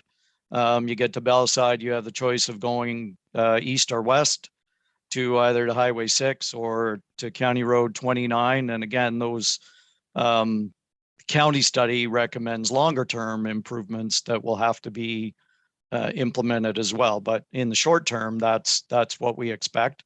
I think one of the things that's mentioned in the traffic impact study is that as a result of connecting Dixon to First Line, we may have some current traffic that has to head west to Gartshore from Dixon and then down Guard Shore to County Road 19 will be able to go immediately to the east to First Line and then down to 19. So there'll be a little bit of traffic relief, if you will, at the corner of Dixon Drive and Guard Shore in the short term. But then in the longer term, as the business park builds out, there may be more traffic also going back the other way. And there's a recommendation to look at the future need for traffic signals at Dixon and Guard Shore. But I think obviously in the short term, it's use of existing roads. Councillor Foster, follow on. Thank you, Mayor. And Brett, that's my point exactly. We've seen today we've seen today how we've dealt with the shortcomings of the BD line, which basically we allowed a lot of development to occur until the infrastructure was ready, that being BD line as a main south-north corridor. So we've seen and lived with the implications of letting the development proceed before the infrastructure is ready. And that is also my concern with this development. I love the idea of the business park. Don't misunderstand me. What I'm wondering then is, should we not finalize the next north-south route, whether it's County Road 29 or otherwise, because it's going to be needed for this business park? Should we not finalize that routing before we service the park, Brett? Existing routes are already full capacity. Brett, you want to handle that, or is that Colin? I could start and Colin can add in. The traffic impact study that's been done itself anticipate that for this development, there are a number of key intersections that need to be monitored, but none of them in the horizon of the traffic impact study meet an unacceptable level of service, but that they do require monitoring. And of course, the business park it's going to take time to develop. It will develop in phases. The businesses will go in phases. So over time, you monitor the traffic. And one of the things about planning and the way we fund these kind of improvements is they're paid for with development charges that you collect from the development as it proceeds. So the idea of having all of the infrastructure in place before any development starts, it doesn't work with the way that things are typically funded through development charges without incurring the debt first, I guess, would be the challenge. So Colin can add more, but that's my quick answer based on the traffic impact study that's been done. Colin? Yeah, and Brett covered it nicely. I would just add from a capacity perspective, we're really not looking at a capacity issues. All the roads around the business park have more than sufficient capacity. Are they busy? Sure. Yeah, busier than normal. Sure. We're definitely growing, and so we'll definitely be seeing more vehicles on the road. But from a capacity perspective on the surrounding streets, there would no concerns. We may see certainly intersection improvements, whether it's turn lanes or signalization, and those are things that we watch for very carefully. But it's something that we would just the areas that are flagged in things like the traffic impact study and the transportation master plan. Those are things that we would monitor on an ongoing basis to ensure that we're timing improvement projects appropriately. Any final comments from council? Councillor Foster, follow on first. Thank you, Mayor. I'm a little perplexed, Colin. There's really only two north-south routes from Fergus to Market, Guelph, etc., Mississauga, Hamilton. And one is Guard Shore and one is Highway 6. And they're both significantly strained. I'm a little perplexed that you think they're not at capacity. I hear about that most often. Secondly, I often hear from residents as well who are concerned about trucks from the old BD plant through the western part of the core of Fergus. And my fear is here, if we proceed with servicing the business park without that third route, which we all recognize is needed, otherwise it wouldn't be in the master plan, whether it's County Road 29 or Beatty Line, we all know that we need one more north-south route. I remain concerned that when you layer on a business park with 25 lots or 22 lots, numbers of employees, numbers of shipments, we're going to make an existing traffic issue even worse, as we have done with BD Line on the residential side. So I remain concerned that third route needs to be established before we service the business park. Councillor Kitchus?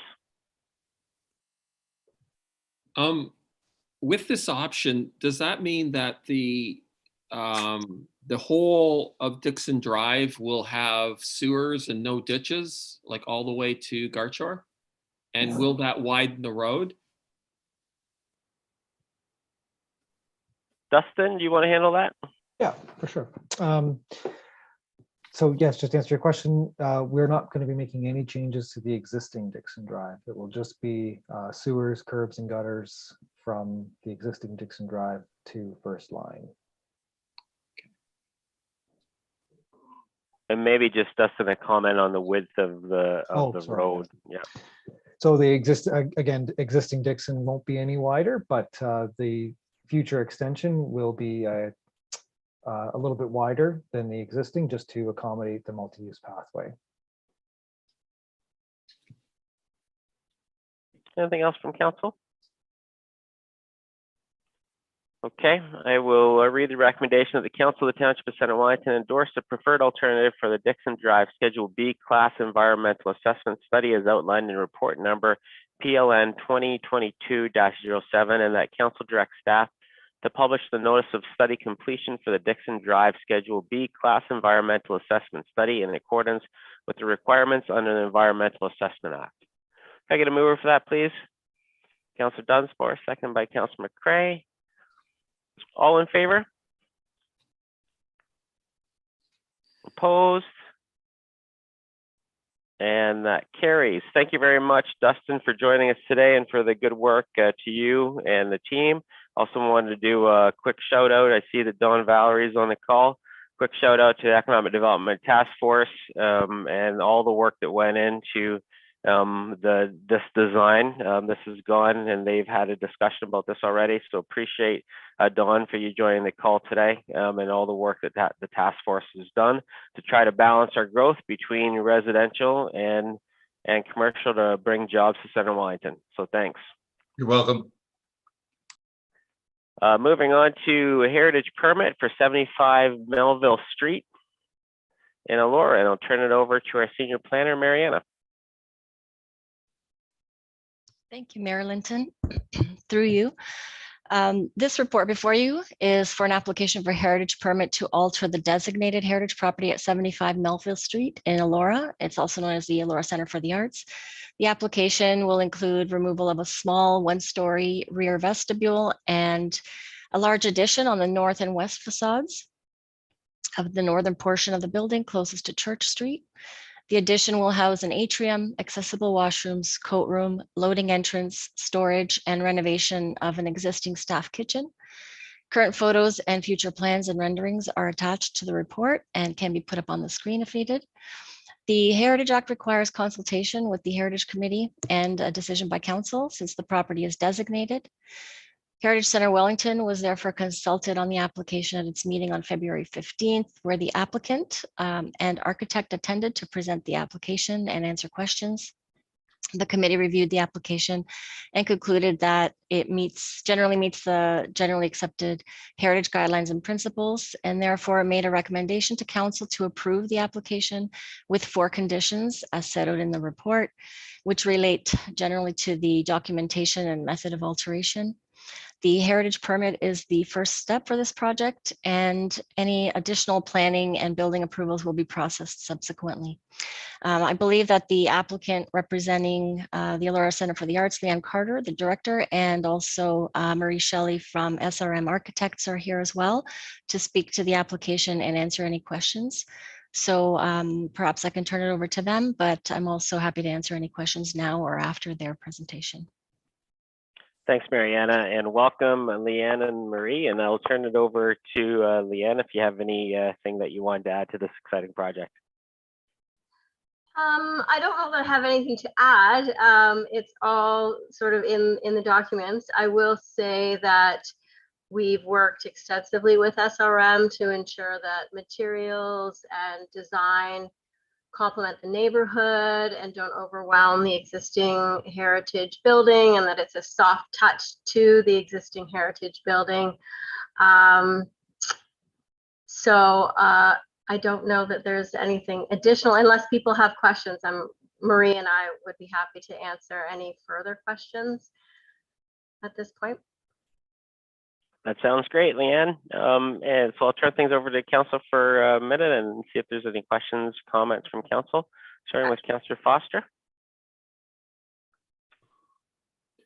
Thank you, Mayor. And yes, Leanne, that is a question and a concern I'm hearing about in the community, which in a nutshell basically is when you add this building on, when you add this addition on to the heritage building, I've heard some feedback that there is concern that the addition is, maybe I'll use the word contemporary, whereas the building is obviously stone and very historic.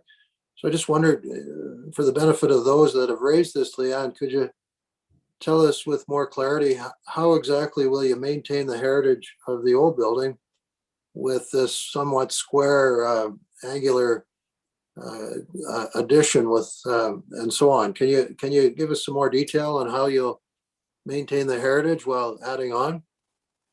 Sure, I'll start and then I'll pass it over to Marie for any further details. But we kept it one story because we didn't want to interfere with the second floor windows and or compete with the height of the heritage building. So obviously when we go to one story, it's going to be more squat or a lower one level structure. But what we have done with the board and batten and the exposed wood beams is complement what we see in the neighborhood houses of century, kind of that same age and style. We also, the designs show using some of the stone from the heritage building where we're going to be widening an entryway, and use that stone in the new addition by that entrance to complement and sort of nod to those materials within the new materials of this smaller addition. Marie, though, I will pass it to you because you have more knowledge of materials and selection. Thanks, Leanne. That's a good summary of our approach. Overall, as outlined in the heritage report as well, we're often not looking to replicate the heritage element. We want to complement it, not compete with it. But we don't want to go down a road that we are emulating or creating a faux heritage look. So that's where we're looking at the present design at, like Leanne mentioned, utilizing materials that are found in the surrounding heritage context and utilizing them in a more contemporary manner, like you noted. But we feel that it brings that cohesiveness to the building and to the neighborhood. And like Leanne mentioned, the reutilizing some of the masonry is our goal through the salvage of the project. And we hope that that will kind of bridge together the new and the old in a complementing way. Thanks, Marie. Thanks, Leanne, for that. Councillor Van Leeuwen? Thanks. No, I have no questions. It looks like a nice addition, and you can see how there's the heritage section, and then you have that clean split that they normally request when you have heritage. That you're trying not to match it. You say this, you can tell the difference between the heritage and the addition. So thanks. Councillor McElwain? I just want to congratulate the center for the excellent design and the addition. I think it is going to be a great addition to Elora, and having that performance area is something that we very much need in downtown Elora. So looking forward to this project being finished. Thank you. Thanks, Councillor McElwain. Councillor Kitchers? I'd like to echo Councillor McElwain's points. This is a great addition to, the center as a supporter for it. I think the whole, as a designer and a creative person, the whole aspect of having contrast is that you highlight it. It makes you understand the heritage part of it. It forces you to see that it's older, and you're not trying to, dull that respect for the heritage by trying to do something that's fake. So the modern aspect to it is actually, it's a design that's very complementary, and it works very well. And I think that is a great addition to the Heritage Center. Thanks, Councillor Kitchers. Councillor Dunsmore? Yeah, I just want to say thank you for your design. I love it. I'm glad to see it's finally on the docket to get approved so we can keep moving forward with this project. So thank you. Councillor McCray? Thank you, Mayor Linton, through you. Exciting to see the ongoing development of the site to support arts in the community. And I love the contemporary design and the fact that it complements the existing heritage building while also incorporating natural lighting and the outdoors. So it's very much combining all the great things that we like about our community through that design. So thank you. Thanks, councillors. I think personally, I think the design is absolutely stunning. I think I can see how it's going to be a great addition, and I thanks for all the good work and making sure that Elora is well looked after when it comes to the arts in our community. So it's really good to see this come before us. So great work. I'm going to read the recommendation that the Council of the Township of Centre Wellington approves the heritage permit application HP 2022-001 for alterations to the designated property municipally known as 75 Melville Street, Elora, pursuant to Section 33 of the Ontario Heritage Act, RSO 1990, CO18, subject to the four conditions outlined in the staff report PLN 2022-09 dated February 28th, 2022. Can I get a mover for that, please? Councillor McElwain, seconded by Councillor McCray. All in favor? And that is carried. Thanks for being with us and presenting that exciting design, Leanne and Marie. Thank you. Thanks for having us. Appreciate it. And thanks, Mariana, for all your work in bringing this good work through the Heritage Centre Wellington Committee as well. Appreciate that. Let's take a 5-minute break and we'll get back here just before 3:30.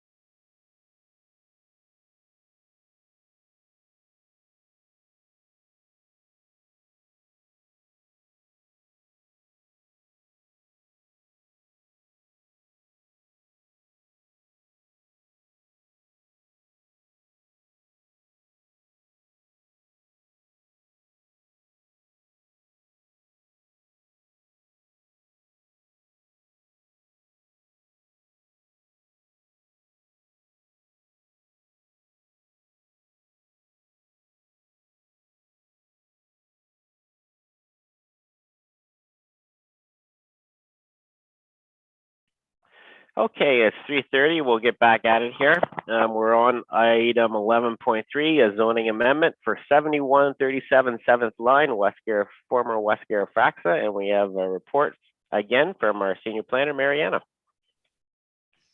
Thank you, Mayor Linton.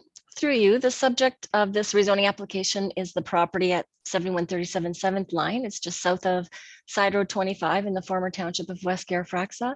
It's approximately 21 hectares in size and designated prime agricultural and core greenlands in the county official plan. The rezoning application seeks to rezone the lands from agricultural and environmental protection to add an exception to the agricultural lands, the purpose being to prohibit residential uses on the retained 20-hectare farm parcel.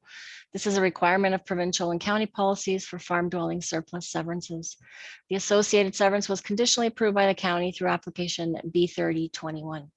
A public meeting on the application was held on January 26, 2022 as required.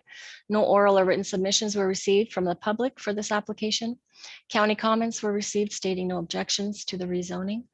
And after reviewing the application and all the input received, staff recommend that the application be approved and that the corresponding zoning bylaw amendment that's attached to the report be enacted by council.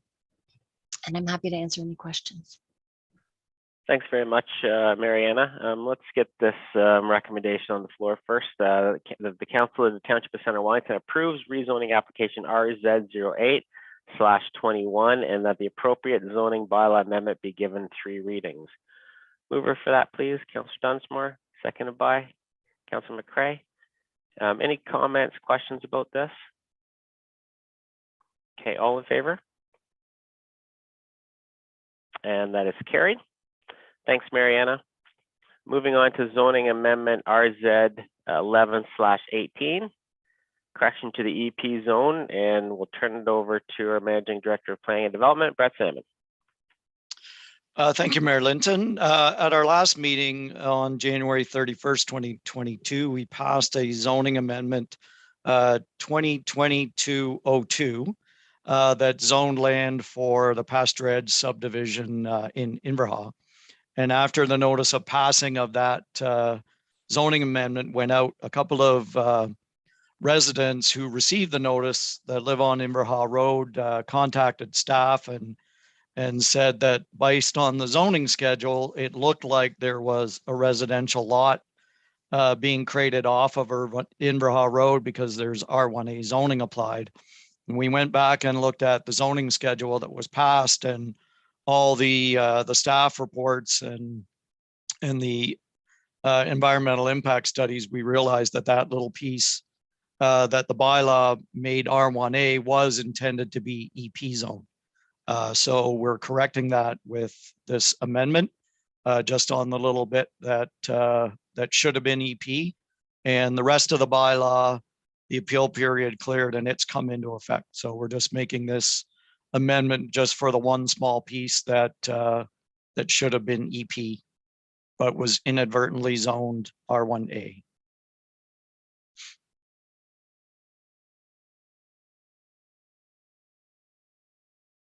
I don't have any other comments. Sorry, I had my pause there was my mouse stopped working. I couldn't hit my mute button.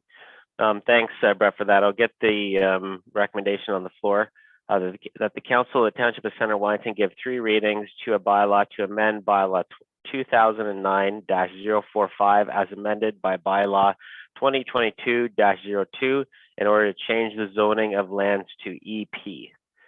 I get a mover for that, please, Councillor McElwain, seconded by Councillor McCray. Any questions, comments about that, Councillor McElwain?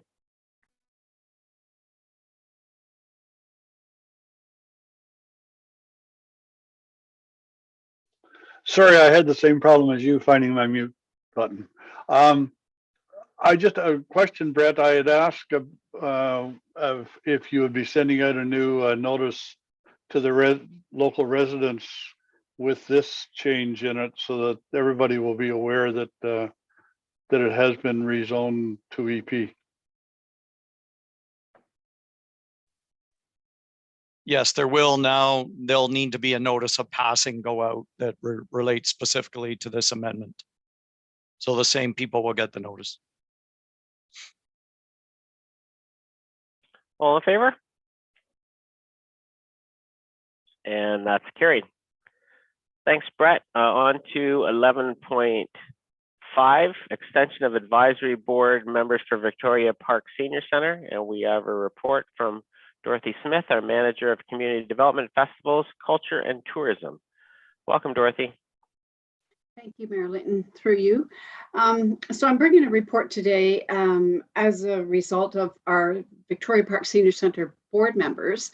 They typically meet the first Monday of every month. And during the pandemic, unfortunately, they did not have a need to meet with the building closed and so on. So their meetings were intermittent and they met as required, basically. So they have been meeting via Zoom since May of 2021. But we have unfortunately not also been able to host our annual general meetings each year. So we have missed 2 of them. At the AGM is where we elected our new board members. And as a result of that, we still have our current board. And at the last meeting in February, they all agreed to extend their terms of office. We've got 3 that will go on to the end of 2022, and the remaining 3 will stay on until the end of 2023. That way we don't have a turnaround with a brand new board, and hopefully come November, we'll have an AGM in person and we can elect a new board again. So the recommendation is outlined for their extensions. Thanks, Dorothy, for that explanation. A recommendation that the Council of the Township of Centre Wellington confirm the extension of all appointees of the Victoria Park Senior Center Advisory Board as follows.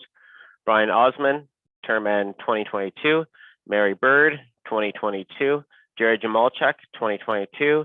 Don Barfoot, 2023. Isabel Kennedy, 2023. Darlene Dow, 2023. Can I get a mover for that, please? Councillor Foster, seconded by Councillor Dunsmore. Any questions? All in favor? And that is carried. And again, thanks to these volunteers who put their name forward. It's some good, that's an amazing board. I had the pleasure of being the board representative for 4 years, and I know Councillor Foster is right now as well. And they're just a great group to work with, and just appreciate all the volunteer hours that the board members put in. So please extend mine and Councillor Foster's and all of Council's thanks to the board. I will. Thank you. 11.6, request for tender reconstruction of St. George Street East in Fergus. And I'll turn things over to Dan. The report was done by Sandy, but Dan's going to speak to it. Thank you, Mayor Linton. This is a reconstruction project that was approved in the 2022 budget. Before I get into the tender summary and financial analysis, I'm going to turn the floor over to Colin, who will discuss the project scope of work. Yeah, thanks, Dan. So this is the reconstruction of St. George Street East from Herrick to Gartshore Street.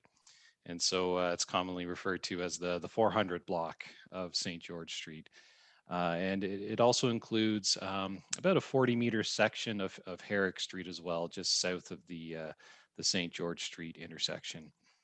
So this is a full reconstruction, includes replacement of an aging water main, sanitary sewers, and the road surface road base are being replaced. This is converting the street to what we refer to as an urban section. So we'll include sidewalks, curb and gutter, and storm sewers. So the sidewalk will be located on the south side of St. George Street, and it's what we call a curb face sidewalk. So essentially it kind of abuts the back end of the curb close to the street, and it's a little wider as a result, about a 1.8 meter wide sidewalk there. We've had an online public information center earlier this year. We do these things virtually now, and so we've got the video and some of the project documents are still up on the connectcw.ca public engagement website for the public to view. And yeah, I think that's in a nutshell a brief overview of the scope. Thanks, Colin. So from a procurement perspective, we had 25 registered plan takers for the tender. 6 bids were received. The bids were checked by our engineering consultant for errors and omissions. The recommendation from Triton as well as staff is to award the tender to Steed and Evans Limited at a contract price of $1,644,617. From a financial analysis perspective, you will see that the project is a combined $281,000 under budget, which is great news. There is a minor reallocation of funding, water wastewater funding, but it's not an addition to the funding that was approved in the 2022 budget. It's just a minor reallocation based on actual tender results. So the recommendation is to award the tender to Steed and Evans. So that's everything we have for that one. Great. Thanks very much, Dan. Thanks very much, Colin, for the project overview. I'm going to read the recommendation, then turn it to council. The Council of the Township of Centre Wellington award request for tender 13-22 regarding the reconstruction of St. George Street East Fergus to Steed and Evans Limited at a contract price of $1,644,617, including contingency and excluding HST, and that the project funding allocations be updated as shown in report COR 2022-02 dated February 28th, 2022. Mover for that, please. Councillor Foster, seconded by Councillor Dunsmore. Questions from council. Councillor Foster. No questions, Mayor. I'm happy to see this project go forward. This is one of the older, very old sections of St. George that was developed in the 60s, and formerly the sidewalk terminated right at that corner. And so I'm very happy to see this proceed, and I think the residents will be very, very excited to see it proceed as well. It's been a long time coming. Thank you. Councillor Van Leeuwen. No, no questions. I would reiterate Councillor Foster's comments as well. Councillor McElwain. I have no questions. Thanks. Councillor Kittredge. No questions. Councillor Dunsmore. No questions. Just happy to see it come in under budget. Councillor McCray. Yeah, I look forward to cycling down the completed street.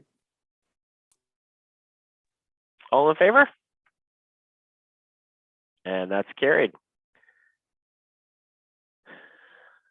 Moving on to 11.7, appointment of a managing director of corporate services and treasurer. I'll turn things over again to Dan. Thank you, Mayor Linton. This is very exciting news. We've finished a very comprehensive recruitment process for the Managing Director of Corporate Services and Treasurer. I am pleased to announce that Adam McNabb has accepted the position. Adam is bringing extensive experience from a finance, management, budget, and just overall project experience to the township. He's going to be a very good addition to our team here at Centre Wellington. He is a chartered professional accountant and he has an MBA, so brings a lot of experience and qualifications to the role. Thanks very much, Dan. I had thought that you were going to try to do both jobs, so oh well. Recommendation here that the Council of the Township of Centre Wellington authorizes the mayor and clerk to execute a bylaw to appoint Adam McNabb as the Managing Director of Corporate Services and Treasurer for the Township of Centre Wellington and the Secretary Treasurer for the Centre Wellington Communications, Inc., and to repeal bylaw 2017-060. Can I have a mover for that, please? Councillor Dunsmore, seconded by Councillor Van Leeuwen. Questions, comments from council? All in favor? And that is carried. Thank you very much. That's good news. Okay, section 12, we have a few bylaws there. The recommendation that bylaws 22-06 through 22-17 be read a first, second, and third time and passed and signed by the mayor and clerk and the corporate seal affixed. Can I have a mover for that? Councillor Dunsmore, second by Councillor McCray. All in favor? And that is carried. Moving on to notice of motion for Pierport Park. This is just a notice, right? Okay, so this is just a notice and we will be talking about this. And I will provide Councillor Kittredge an opportunity to speak to this next month. So it's there for everybody to take a look at and think about over the next month. Confirmatory bylaw, a bylaw to confirm the actions of council, a recommendation that bylaw 2022-18 to confirm the proceedings of council at its meeting held February 28th, 2022 be introduced a first, second, and third time and passed in open council. Mover for that, please. Councillor McCray, second by Councillor Kittrus, all in favor? And that's carried. Motion to adjourn. Councillor Kittrus, second by Councillor Van Leeuwen, all in favor? And that is carried. Thanks, staff. Thanks, council, for a good meeting, and have a great rest of the day. Take care, everyone. Bye-bye. See you later.